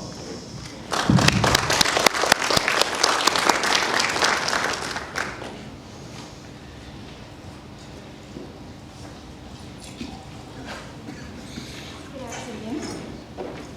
My name is Rosine and I'm with the City of Modesto. Today we'll be talking about SB 1383. As you heard from the previous two presentations, they did mention SB 1383, so we will talk about it in more depth. So this slide shows basically all the regulations that came up from 1989, which is 89 up until 2022, which is SB 1383. And SB 1383 requires organic waste diversions from landfill to be and to recover 20% of edible foods. When we're talking about organic waste for the purpose of SB 1383, we're talking about materials such as green waste, food waste, and also fibers such as paper and cardboard. According to Charter Rebates, waste characterization that was done in 2018, food waste comprised 13% of what we dispose. What we do not know is that how much of edible food is currently in our waste streams. Some facts that we actually know is 1 in 5 Californians are food insecure, and California throws away more than 6 million tons of food waste every year. And also California disposed of approximately 24 million tons of organic waste in 2018. And with that, what they mean by that is that 24 million tons of organic waste went to the landfill. So for SB 1383, here are some key implementation dates. SB 1383 was adopted in 2016, and then in 2019 there were 2 years of informal rulemaking. 2020 there was a goal of 50% reduction in organic disposal, and the regulation took effect on January 1st, 2022. From January 1st, 2023 till the end of 2024, Cycle anticipates full compliance date, with the goal by 2025, 75% reduction in organic disposal and 20% increase in edible food recovery. So there are a lot of jurisdiction requirements that all jurisdictions in California have to comply with. The most important one is organic. They're all important, but this is like the biggest one right now is the organic waste collection services. So basically, if a jurisdiction has 1 or 2 container system, they have to send it to a high diversion facility, which means a facility that diverts 75% of organics. And the other option is having a 3-container system, which is source separated basically when you have your blue, green, and black containers. Another big component of SB 1383 is the edible food recovery program, and basically identifies existing food recovery capacity, expand existing food recovery capacity, and also ensures that all commercial edible food generators are actually donating all of their edible food to people who need it. Another requirement is education and outreach. And basically, all jurisdictions have to educate all organic generators about SB 1383. And what I mean by all organic generators, that includes residential and commercial businesses. And also, every jurisdiction has a procurement requirement, which means they have to procure a certain amount of compost mulch, renewable gas, and electricity. and as well as paper procurement. Some other requirements include infrastructure requirements, as well as inspection and enforcement requirements. So for inspection and enforcement, every jurisdiction has to adopt an ordinance in 2022. And the first 2 years, basically, they do just monitoring and education. And starting in 2024, enforcement will happen. And another component that all jurisdictions have to comply with is record keeping. And all of these items require intensive record keeping and record monitoring. And then also, SB 1383 will be enforced by Recycle.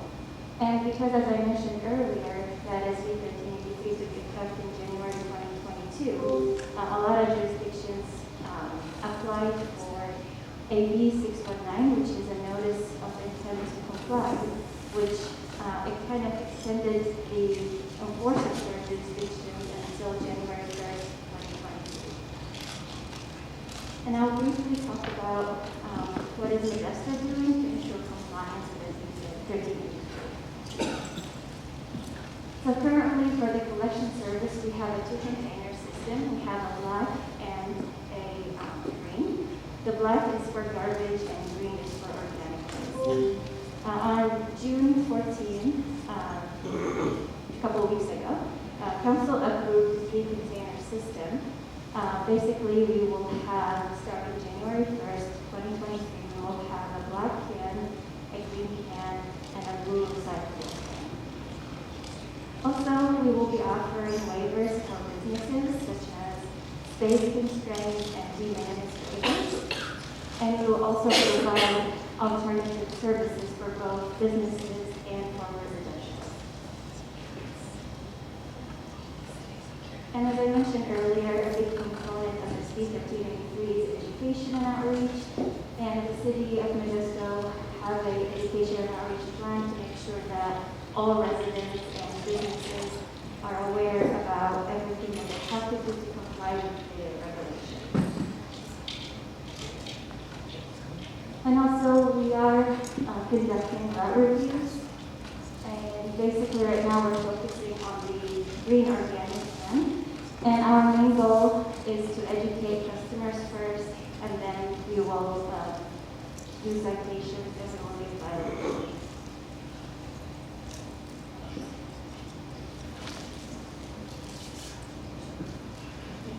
So, for the commercial edible food recovery, there are 2 types. Tier 1 is basically businesses typically have more produce, fresh grocery, and shelf-stable foods to donate. And they have to comply with SB 1383 starting in January 1st, 2022, and then Tier 2 have to comply with the edible food portion by January 1st, 2023. And as the city of Modesto, we will have to procure 17,544 tons of compost. If we can go back to the slide.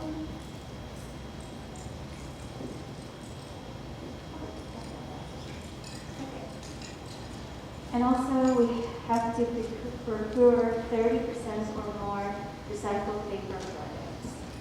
And as I mentioned earlier, an important part is documentation and reporting. And if you're familiar with Charter reporting system, the city as a jurisdiction has to report everything related to SB 1383 and other regulations once a year. And besides SB 1383, City of Modesto has multiple events and programs to help residents recycle rights, and also just to help the residents with their recycling, tire recycling, oil recycling. And if you have any questions about our system, our multi-item pickup program, I have my information down here. You can reach out to me for any questions. Thank you.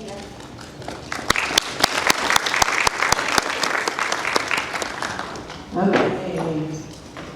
We appreciate you guys hanging with us. Lots of cool stuff that we're sharing today. We're going to go right into introducing Jo. She is the executive director with the California Green Business Network and our partner and liaison. She gets a lot of questions from Jolene and I. She's walking us through this process. So, Jo, welcome. Thank you, Trish. Everyone hear me okay? Hold the mic up. Let me know if I don't. I want to thank the Chamber and thank Trish and her team holding these hybrid events. We're all rusty. We haven't been doing this for a while, and the last one I held last month, I was panicking, and you guys are holding it together really well, doing a good job, so kudos to you. It is so great to learn about the resources in your town, and to learn about all the businesses in Modesto that are doing great work. It's kind of nice to get a feel for all the programs that we have up and down the state. And I feel like I'm getting that here today, so that's kind of fun. So next slide. So who we are, I'm going to tell you a little bit about who we are. And my main goal here today, just so you know, so there's no hidden agendas, I'm hoping we get some of you to sign up to be green businesses. And I think you'll want to after this presentation, but we'll see. We'll see how well it goes. So our mission is really to help business owners improve their bottom line, protect the environment, expand their workforce, and provide a green marketplace.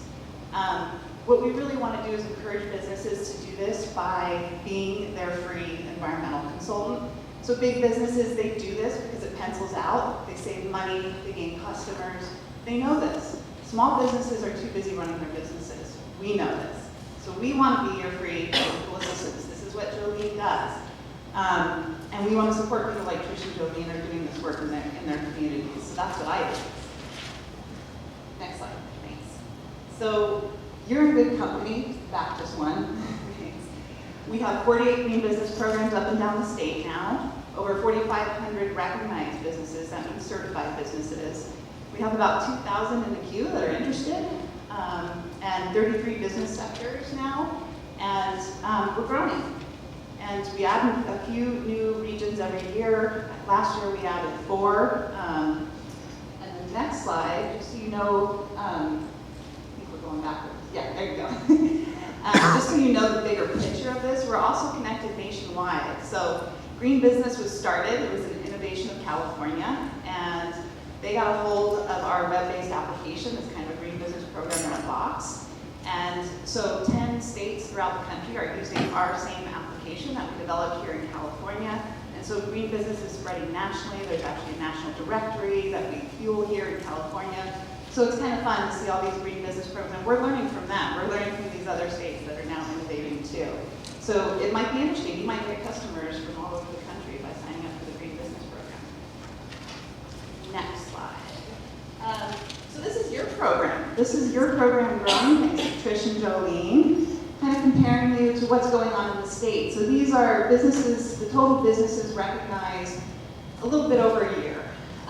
So you can see what's happening in the state, you can see what's happening here in Stanislaus County, and Trish and Jolene are doing a great job, but they need your support, and we want more businesses to sign up, and I'll get to that in a little bit. Next slide. So now what we do, we kind of pride ourselves on all the resources that you learned about today. We pride ourselves on bringing those together for the business. So a business might not know about the resources from their local recycling agency or their local utility. We bring all those together and we compile them and we help you take advantage of them. And don't think for a minute that this program isn't for a small business. It's designed for small business. We do have large businesses that go through our program and get the recognition. They usually have a sustainability professional who works on it. But large businesses can be a big sister to small businesses and encourage them and help them with this, and we hope that happens. Next slide. So we have, we actually have 33 sectors now, not 32. But this is kind of a flavor of the different types of sectors we serve. Office retail is kind of the catch-all for our sectors. And we just added agriculture. And we're starting to certify our first agricultural businesses or farms. And that's been really rewarding. So we've brought together a lot of stakeholders and a lot of experts to help farms and get them the resources they need. And if you've been paying attention to the state budget, the CDFA, CARB, there's a lot of funding for farms right now, which is wonderful. Next slide. So we measure everything we do, and it's kind of a common environmental theme. You think that just one person making one change, maybe swapping out their lighting at home or switching to something more energy efficient, driving an electric vehicle, biking. You think that it's not a big change, but when you add it all up among numbers, it ends up being a big change. So here's our numbers during a pandemic year, 2021. We saved 284 million gallons of water. That's a lot of toilets, a lot of urinals, and a lot of aerators. We saved 114 million pounds, that's actually tons, of greenhouse gas reduction, and 54 million kilowatt hours of energy. So that's a lot of lighting retrofits, a lot of HVAC servicing, and then 17 million pounds of waste diverted by doing things like having restaurants switch to reusable foodware, or doing some dumpster diving and helping businesses really get that 3-system bin down and making sure they're diverting their waste. But the big one is the utility savings, right? $14 million in utility savings. We want businesses to thrive and succeed, and we want them to save money. So this program is kind of a no-brainer. It helps conserve resources, and it helps businesses thrive. Next slide. So the certification process. This is 6 easy steps. We try to get businesses through the process in a couple months. Sometimes it takes a little longer, and that's okay. But the first step is just to enroll. Go to greenbusinessca.org. No skin off our back, no skin off your back. You might end up talking to Jolene for an hour. She's going to tell you you're already doing most of the stuff, and you'll have a list of things that you need to do, and she'll put you in touch with resources to do it. So if you haven't done it yet, just go to greenbusinessca and enroll. That's the first step. Then you get your initial walkthrough with Jolene. If there's other partners that she identifies that can help your business with rebates or resources, she'll put you in touch with them. Then you implement the measures that she's told you to do for your sector. And then there's a final verification site visit, and then you get certified and we promote the heck out of you. Next slide. So there's 3 different recognition levels, and you can decide where you fit in this process. There's the entry-level tier. It's about 10 to 12 measures, and you get the rebate money from our program for that, a $500 rebate for just doing the entry-level tier. But if you want the full benefits, the full recognition, you're going to want to go on to the certified tier. And 60% of the businesses that do the entry-level tier end up going on to the certified tier because they realize, oh, we did some stuff, and now we just need to do a little bit more to get certified. And then businesses that want to go above and beyond can go to our innovator tier. Next slide. So what makes a green business? Here's just a few of the things that make a green business. An example, they might swap out their toilets. They conserve energy, and we're getting ready to do some work with PG&E and Resource Innovations, micro-business program where we're actually going to be providing full cost or sometimes a shared cost for some energy efficiency upgrades. And I'm really looking forward to that because a lot of our micro-businesses got left out through no fault of PG&E's, but it's a CPUC mandate that made them focus on larger businesses. So now we're going to be focusing on micro-businesses. So we'll have a lot of free direct installs stuff for that. Businesses also use safer janitorial products that are less toxic.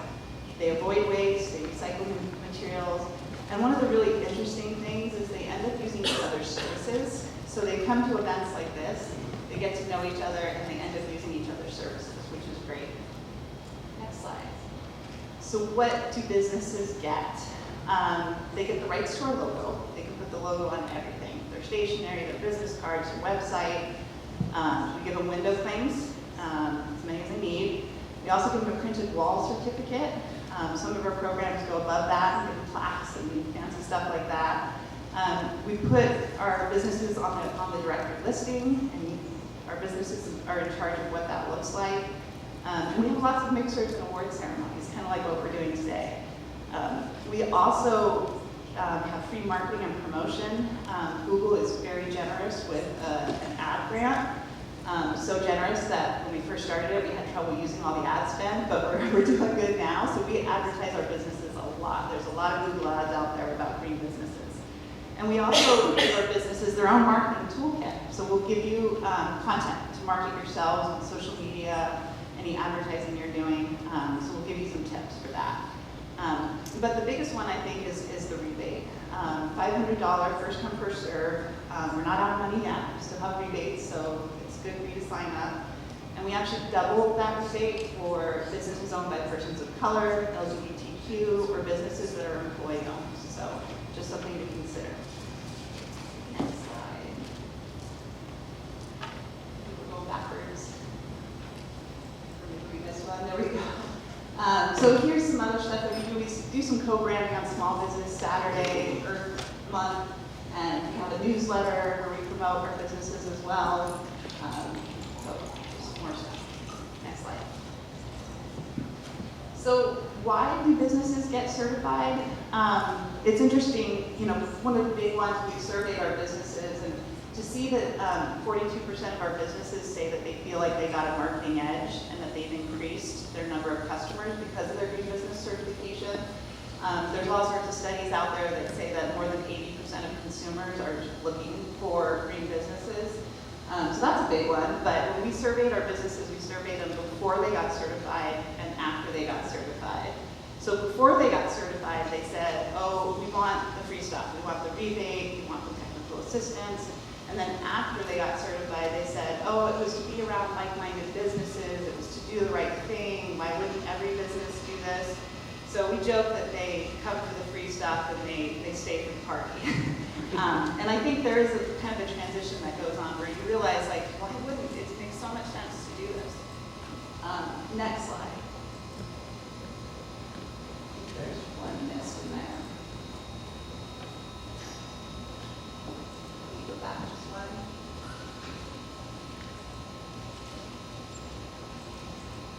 There is a strong stakeholder building element to Green Business Program work. Trish and Jolene have probably spoken to a lot of folks in this room, a lot of environmental agencies and utilities, and that's to bring all these resources that you offer to the businesses. But more importantly, once these agencies kind of realize the benefit of the program, a lot of them have to do outreach to businesses. And so once they realize the benefit, they want to fund the work that Trish and Jolene are doing. And most of our programs, our local programs, are funded by these agencies. So I would encourage all of you, if you work with one of those agencies, to kick in at least $10,000. It's not much from your budget for the public outreach you do to small businesses, but it's a lot for them to continue this work. And they've done a phenomenal job. I mean, I see all 48 of our programs up and down the state. So I'm kind of like the kindergarten teacher that knows where each kid stands on that spectrum. And these guys are doing a wonderful job, and we want to support them. So next slide, thank you. We highly value equity in our program delivery. We don't want to just wait for the types of businesses that come to us. We are actively seeking businesses that represent the diversity of our state. We have an equity committee, and we're very committed to attracting that diversity. We utilize the right language, the right culture, and we're measuring what we're doing. So you'll see on the last slide I have here that we're actually doing a lot better. We started this initiative in about 2013, and we're actually starting to see some improvement, but we've got a long way to go. And we just started measuring the demographics of the businesses we serve. So I'm interested to see where that goes. But obviously the Stanislaus County program is important to us for that reason. We really want to increase our diversity. The Central Valley is very important to us. So I'm happy to be here today for that reason. Thank you.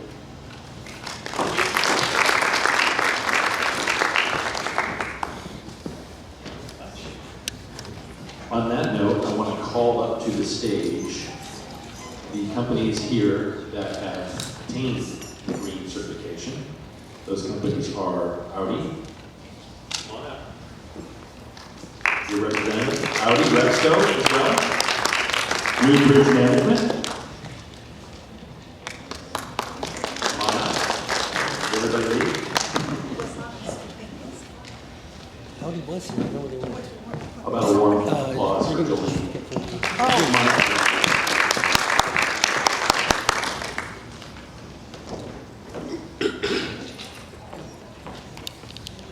Jolene is going to recognize the latest company to achieve certification.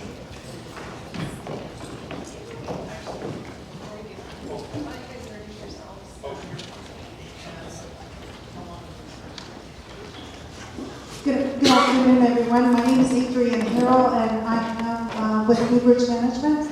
Our company manages the real estate portfolios of investors. We've been around since 2009, and we just became certified about a month ago.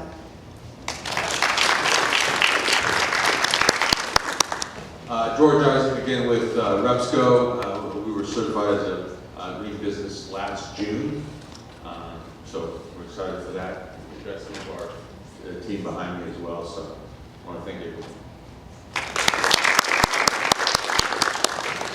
And I am going to introduce Casey Hogue for the Serotonin Creative Consultancy. I certified his home business. It's been a pleasure.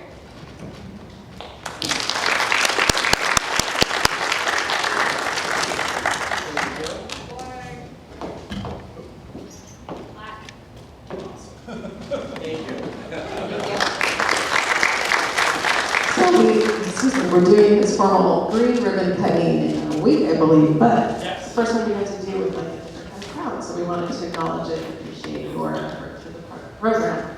So with that, I just want to once again thank you all for being a part of this with us today. My call to action is to help us spread the word. Consider getting certified.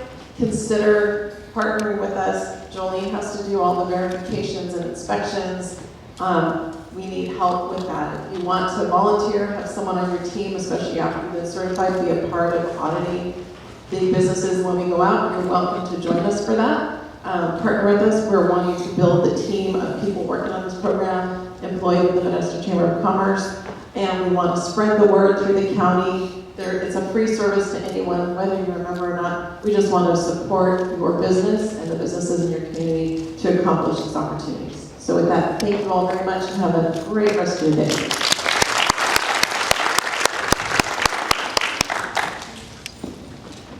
And I will really quickly ask Felicia to wave her hand, Jolene to wave her hand, and Jaime to wave his hand, and Hope to wave her hand.